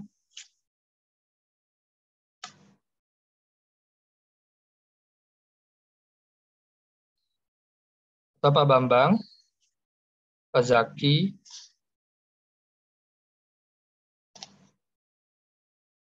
Saya sudah Pak tadi, Dari Pak. saya cukup Pak dosen. Ada lagi yang lain? Mohon izin. Saya Pak. Silakan. Assalamualaikum warahmatullahi wabarakatuh. Waalaikumsalam warahmatullahi. Waalaikumsalam warahmatullahi wabarakatuh. Yang saya ingin tanyakan Pak dosen tentang sholat. Boleh Pak? Ya, silakan, silakan. Gini Pak, saya mau tanyakan tentang itu Pak, kalau kita kan itu sholat asar, duhur, dan maghrib. Kan biasa itu Pak ada ya imamnya nggak keluar suaranya Pak. 2 rakaat kalau asar, duhur juga begitu, dan bisa juga begitu Pak. Pak, yang saya tanyakan ini, itu Pak ayat-ayat yang dibaca ketika imamnya tidak keluar suaranya Pak, kita makmumnya baca apa Pak di situ? Apakah semuanya apakah semuanya surah Al-Fatihah Pak, atau bisa ayat lain? Oh, ya. Ya. Salat duhur asar ya, yang tahu Pak apa isinya situ Pak? Apa kita iso ayat Al-Fatihah semua dibaca Pak, atau bisa ayat-ayat lain Pak? Ya. Banyak Pak sebelumnya. Assalamualaikum warahmatullahi wabarakatuh. Waalaikumsalam. Jadi begini ya, pertanyaan Bu Mulyani dulu ya. Ya Pak. Jadi sholat itu dibagi menjadi 2 dari segi keras atau tidaknya bacaan. Iya Pak. Ada sholat sir alias sholat yang entah itu dilakukan sendirian atau dilakukan berjamaah, itu bacaannya pelan alias tidak boleh terdengar oleh selain dirinya. Gampangnya begitu. Salat duhur, asar itu sir alias tidak didengar oleh selain si pelaku sholat, baik itu jamaah maupun sendirian. Kalau maghrib, isya, subuh itu harus jahar. Kategori jahar itu paling tidak artinya selain kita bisa mendengarnya bacaan-bacaannya. Tapi yang paling penting begini, bacaan sholat yang wajib itu ada Al-Fatihah, wajib ya. Mau sholat apapun, mau sendirian, mau berjamaah, Al-Fatihah itu hukumnya wajib, tidak boleh tidak. Mau sendirian, mau jadi imam, mau jadi makmum, mau laki-laki, mau perempuan, Al-Fatihah itu hukumnya wajib. Kemudian tahiyat terakhir itu hukumnya wajib. Ini rukun sholat, termasuk rukun sholat yang sifatnya bacaan, 2 ini wajib terutama ya. Sisanya selain itu bacaan-bacaannya hukumnya sunnah. Sedangkan misalnya Allahu Akbar, takbiratul ihram, kemudian itu wajib. Kemudian takbir setelah itu hukumnya sunnah. Jadi misalnya zuhur asar, imamnya tidak kita dengar bacaannya, tetap kita wajib baca Al-Fatihah. Ya memang sholat itu intinya bacaan utamanya di Al-Fatihah. Tidak ada sholat kecuali bagi orang yang baca Al-Fatihah. Kalau tidak baca Al-Fatihah ya tidak dianggap sholat. Karena intinya Qur'annya di Al-Fatihah. Jadi begitu. Jadi gitu ya Bu Mulyani. Jadi kalau kita sholat, mau sendirian, mau jamaah, mau zuhur, asar, maghrib, isya, subuh, wajib baca Al-Fatihah. Tapi kalau zuhur dan asar, bacanya pelan-pelan saja. Cukup diri kita yang mendengar. Begitupun maghrib, isya, subuh. Kadang-kadang begini ya Bapak Ibu ya. Saya itu suka agak bagaimana dengan makmum yang saya itu kadang-kadang jadi imam. Misalnya sholat biasa atau sholat apapun lah. Itu kan makmum juga wajib baca Al-Fatihah. Seringkali makmum itu baca Al-Fatihah suaranya kedengaran oleh imam. Bahkan lebih keras dari imam. Itu kadang-kadang mengganggu. Itu kenapa sih harus lirih-lirihnya itu harus kedengaran oleh imam gitu loh. Bismillahirrahmanirrahim. Bahkan tahiyat gitu. Itu kenapa harus begitu gitu loh. Kenapa? Saya bertanya. Padahal secara fikih jahar itu juga paling tidak ya kan kita bisa mendengar dengan jelas apa yang kita baca itu sudah jahar sebenarnya. Apalagi posisinya makmum. Nah, masalahnya posisinya makmum. Kalau imam boleh didengarkan oleh semuanya. Kalau makmum itu bahkan mau misalnya Al-Fatihah setelah amin gitu kan. Si imam ini lagi baca surat. Makmum lagi baca Al-Fatihah. Tapi terdengar oleh imam walau bolinya itu ya Allah ini kenapa gitu. Bahkan tahiyatnya imam itu kadang-kadang kalah dengan tahiyatnya makmum di banyak tempat.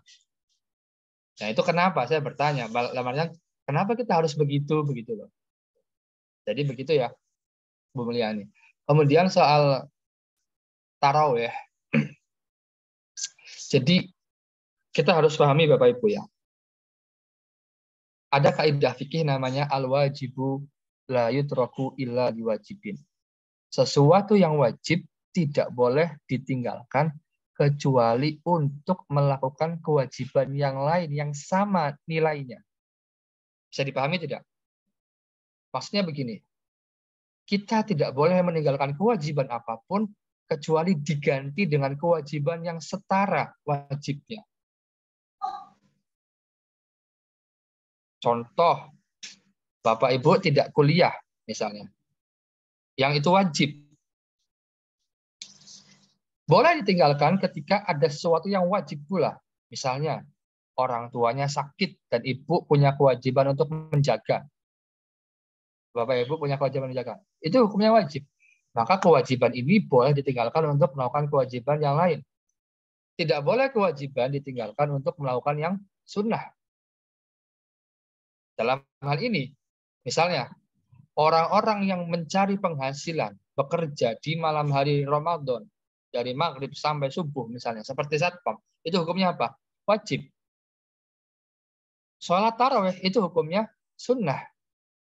Masa iya satpam ikutan sholat tarawih? Dengan dia sholat tarawih, posnya tidak dijaga, kemudian ada maling. Itu pertama, dia meninggalkan kewajibannya sebagai satpam. Kedua, ada potensi maling masuk seenaknya. Ada orang sembarangan masuk. Artinya, dalam hal ini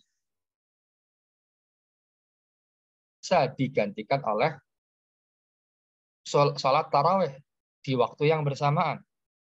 Makanya ini kita harus paham konsep fikih dan usul fikih dalam hal ini. Yang wajib harus tetap menjadi wajib, yang sunnah harus tetap menjadi sunnah. Jangan sampai menjadi wajib. Mau segiat apapun kita melakukan sunnah, tetap kita harus mengatakan, ini sunnah, selesai, kepada orang lain. Mau serajin apapun kita tarawih ya Bapak Ibu. Sekarang sudah masuk hari keempat, nanti malam sholat hari kelima. Serajin apapun kita tarawih, tetap kita harus tetap ngomong bahwa itu sunnah, selesai. Tidak boleh mengatakan itu, sayang sekali Ramadan cuma setahun sekali. Ya, siapa yang tidak ingin mendapatkan keberkahan Ramadan lewat tarawih, begitu kan? Siapa? Gitu. Makanya kita harus paham konsep hukum atau prinsip hukum yang disebut usul fikih. Biarkan yang wajib tetap menjadi wajib, biarkan yang sunnah tetap menjadi sunnah. Tidak boleh menjadi wajib. Ya tadi, sholat duha, serajin apapun kita sholat duha, Bapak Ibu, tetap itu sebagai sunnah. Artinya, makanya begini, Nabi itu kan, makanya begini, kenapa sih tarawih itu sunnah? Ya, ini ada pertanyaan seperti ini. Kenapa sih tarawih itu sunnah? Jadi begini, dalam konsep usul fikih Bapak Ibu ya, perbuatan Rasulullah yang berkaitan dengan ibadah kemungkinannya ada dua hukum. Kalau tidak wajib, ya sunnah. Yang wajib itu bagaimana? Ibadah yang dilakukan oleh Rasulullah yang kemudian jadi kebiasaan dan kemudian Rasulullah mengatakan itu wajib, maka menjadi wajib. Tapi jika ibadah itu dilakukan oleh Rasulullah, kemudian tidak diberikan hukumnya apa, tidak disebutkan hukumnya apa oleh Rasulullah, dan bahkan ditinggalkan, maka hukumnya menjadi sunnah. Contoh salat tarawih. Rasulullah itu salat tarawih itu cuma kurang dari 10 hari di Ramadan. Kemudian ditinggalkan oleh Rasulullah, dan Rasulullah tidak menjelaskan apapun secara qauli ya Bapak Ibu, secara perkataan, apakah ini sholatnya wajib atau sunnah. Karena Rasulullah tidak mengatakannya sebagai sebuah kewajiban, tapi pernah melakukannya, maka sahabat menyimpulkan ini sunnah. Contoh lain, puasa Senin Kamis. Rasulullah itu puasa Senin Kamis, tapi tidak selalu. Tidak selalu. Makanya ulama menghukumi itu sunnah, karena pernah Nabi tinggalkan. Ingat ya Bapak Ibu. Karena perbuatan ibadah itu pernah Nabi tinggalkan, meskipun beberapa kali saja, maka hukumnya sunnah. Sekalipun itu perbuatannya sering dilakukan, tapi Nabi pernah meninggalkannya 1-2 kali, itu tetap akan menjadi sunnah, tidak akan menjadi wajib. Itulah kenapa sholat tarawih itu hukumnya sunnah. Karena Nabi setelah melakukannya kemudian meninggalkannya dan tidak memberi penjelasan, tidak memberi ketetapan melalui perkataan bahwa itu wajib atau sunnah. Dalam klasifikasi sunnah Bapak Ibu begini. Dalam tinjauan sunnah, usul fikih itu begini. Perbuatan itu tidak lebih kuat daripada perkataan. Jadi dipahami. Perbuatan tidak lebih kuat daripada perkataan. Contoh, misal Bu Novi punya kebiasaan kalau sore misalnya nyapu halaman. Terus pokoknya nyapu halaman saja. Setiap hari sampai orang-orang tahu, tetangganya, keluarganya tahu. Tanpa Bu Novi bilang itu wajib, itu tidak akan pernah menjadi wajib. Bisa dipahami. Sampai Bu Novi bilang itu wajib. Pokoknya Bu Novi nyapu saja. Maka orang-orang sekitarnya cuma punya pendapat begini. Bu Novi biasanya jam segini nyapu, selesai. Tapi tidak akan pernah mengatakan Bu Novi jam segini wajib nyapu. Bisa dipahami. Nah, itulah kenapa tarawih itu hukumnya sunnah. Karena Nabi cuma melakukan, kemudian meninggalkan, terus nggak ngomong apa-apa.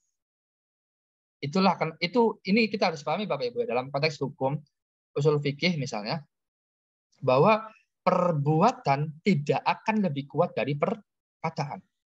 Ini ulama usul fikih sepakat. Jadi sesering apapun seseorang melakukan sesuatu, bahkan sesering apapun Nabi melakukan sesuatu. Makanya Nabi itu puasa Senin Kamis sering. Tapi tidak pernah mengatakan hukumnya apa, ya enggak? Enggak ada. Beda dengan sholat 5 waktu. Mengatakan shollu kama ra'aitumuni usolli. Kemudian sholat itu begini, tata caranya begini. 5 waktu itu jelas. Hukumnya wajib. Karena banyak hadis yang sifatnya perkataan yang menegaskan sholat 5 waktu itu wajib. Itu bedanya dengan ibadah sunnah. Nah, kalau perbuatan Nabi yang kaitannya tidak dengan ibadah, hukumnya cuma 2. Kalau tidak sunnah, ya mubah. Sunnah itu pun bukan sunnah secara hukum, tapi sunnah karena ingin sama dengan Kanjeng Nabi secara perbuatan, tapi tidak secara hukum. Itu ya. Jadi lagi-lagi Bapak Ibu, tarawih, duha, kiai sealim apapun, sekhusyuk apapun, pasti akan mengerti kalau dia orang yang berwawasan luas ya. Syaratnya dia berwawasan luas. Akan sangat mengerti jika orang yang harus mencari nafkah di waktu tarawih, ya maka akan tetap mengatakan tarawih itu sunnah dan tidak masalah untuk ditinggalkan. Begitu ya. Ada lagi? Tadi ada yang angkat tangan, Bu siapa? Happy Rawati. Iya Pak. Ya. Tanya maksud dari arti ayat keempat surat Al-Maun, yaitu maka celakalah bagi orang-orang yang sholat. Itu bagaimana itu, Pak dosen? Fawailul lil musallin alladzina hum 'an shalatihim sahun. Diteruskan, jangan dipotong. Itu bahaya. Jadi misalnya fawailul lil musallin alladzina hum 'an shalatihim sahun. Celakalah bagi orang-orang yang salat alladzina hum 'an shalatihim sahun, yang di dalam salatnya itu dia lalai. Dalam artian justru kan gini, ara'aital ladzi yukadzibu biddin fadzalikal ladzi yad'ul yatim wala yahuddu 'ala ta'amil miskin fawailul musallin alladzina ma'asatan alladzina hum yura'una wa yamna'una ma'un. Dia itu salat lalai. Lalai itu apa? Di antaranya yura'una wa yamna'una ma'un. Pengen dilihat orang. Pengen dipuji orang. Pengen pokoknya motivasinya bukan Allah, itu celaka salat. Di dalam salat kita motivasinya bukan Allah, itu pasti celaka. Ya, intinya begitulah, sederhananya begitu. Bahkan kalau dalam ilmu tasawuf, melakukan perbuatan karena selain Allah itu, karena ingin dilihat manusia, itu namanya riya, dan meninggalkan perbuatan karena dilihat manusia itu disebut syirik. Ini lebih bahaya. Dalam artian, nah bagaimana kita supaya tidak riya, tidak celaka salatnya? Ya latihan ikhlas. Bagaimana caranya? Ya jangan tanya caranya, lakukan saja. Seringkali bertanya caranya. Ustadz, bagaimana caranya supaya ikhlas? Bagaimana cara supaya kaya? Bagaimana caranya supaya pinter? Tanya cara terus, belajar tidak. Pengen pinter. Pengen hilang bodohnya. Terus pengen kaya, tanya caranya terus, bagaimana caranya kaya, tapi nggak pernah kerja, bangunnya kesiangan. Bagaimana caranya sholatnya fokus, ya nggak pernah sholat, atau sholatnya bolong-bolong, sholatnya masih malas-malesan, sholatnya masih nanti dan seterusnya, padahal waktunya luas misalnya, sholatnya masih ya seterusnya lah. Gini, sederhananya gini Bapak Ibu. Kita itu kalau sholat pengen benar, pahami betul itu sholatnya isinya apa. Dari takbiratul ihram sampai salam, pahami betul itu bacaannya isinya apa. Kemudian tahu tidak artinya, kemudian kita resapi. Kalau kita sholat hanya sekadar sholat, misalnya ya tadi, apakah kita sholat itu hanya sekadar memenuhi kewajiban dan menggugurkan tanggungan kita terhadap Allah? Ataukah sholat kita itu sudah pada tahap kita pengen mesra dengan Allah? Itu bedanya. Ya, itu kira-kira begitulah. Jadi cukup sekian dulu ya Bapak Ibu. Terima kasih atas waktunya, diskusinya. Untuk tugas mandiri, karena portalnya masih belum aktif ya, nanti saya update soal bagaimana tugasnya di-upload di portal, dan pokoknya Bapak Ibu sekarang fokus mengerjakan saja tugas mandirinya. Nanti soal masalah deadline nanti saya ngatur. Dan karena ini sudah kelompok 5 dan kelompok 6, insya Allah minggu depan kita UTS ya. UTS-nya mungkin nanti tulis, nanti juga akan saya infokan bagaimana teknis UTS-nya. Jadi sekian, Alhamdulillah, selamat berpuasa. Selamat ngabuburit bagi waktu Indonesia Barat. Selamat berbuka waktu Indonesia Timur mungkin. Yang tengah ya sebentar lagi. Sekian. Alhamdulillah. Assalamualaikum warahmatullahi wabarakatuh. Waalaikumsalam warahmatullahi wabarakatuh. Baik, terima kasih Pak dosen untuk pemaparan materi tambahannya. Alhamdulillahirrahmanirrahim. Sesi tanya jawab selesai. Dari hasil diskusi tadi, saya simpulkan bahwa dalam adab ketika matahari terbit sampai meninggi, jika bayangan matahari sudah naik sekitar 1 galah di pagi hari, disunahkan untuk melaksanakan sholat sunnah duha 2-8 rakaat. Kemudian mengenai anjuran untuk menghabiskan waktu duha dengan kebaikan seperti mencari ilmu yang bermanfaat, mengisi waktu dengan berzikir, bertasbih, membaca Al-Quran, serta sholat. mengerjakan sesuatu yang bermanfaat dan dapat memberikan kebaikan kepada orang lain, dan jika tidak dapat melaksanakan hal tersebut, maka hendaklah tidak melakukan maksiat. Selanjutnya, dalam adab mempersiapkan sholat, mengenai adab-adab mempersiapkan diri untuk sholat, bahwa hendaknya mengisi waktu luang sebelum melaksanakan sholat dengan hal-hal yang bermanfaat untuk diri sendiri dan untuk orang lain. Tidak menggunakan waktu luang untuk hal-hal yang sia-sia. Dan hendaknya untuk senantiasa mengisi waktu luang dengan zikrullah dan beribadah kepada Allah. Sekian teman-teman diskusi kita hari ini. Saya ucapkan terima kasih kepada pemateri dan juga teman-teman atas partisipasinya sehingga bisa berjalan dengan lancar. Saya mohon maaf karena masih banyak kekurangan. Dan kita tutup diskusi ini dengan doa penutup majelis yang akan dipimpin oleh Pak Aus. Kepadanya dipersilakan.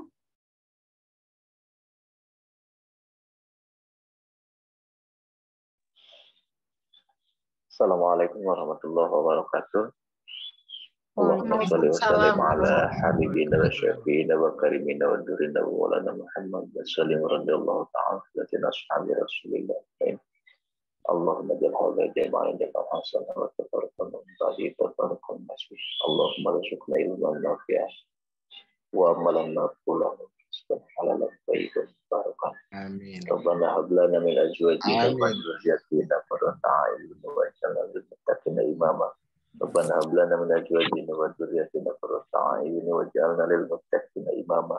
Rabbana atina fid dunya hasanah wa fil akhirati hasanah wa qina adzabannar.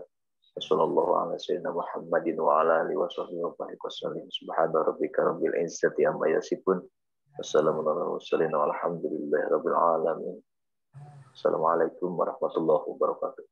Waalaikumsalam. Waalaikumsalam warahmatullahi wabarakatuh. Ya.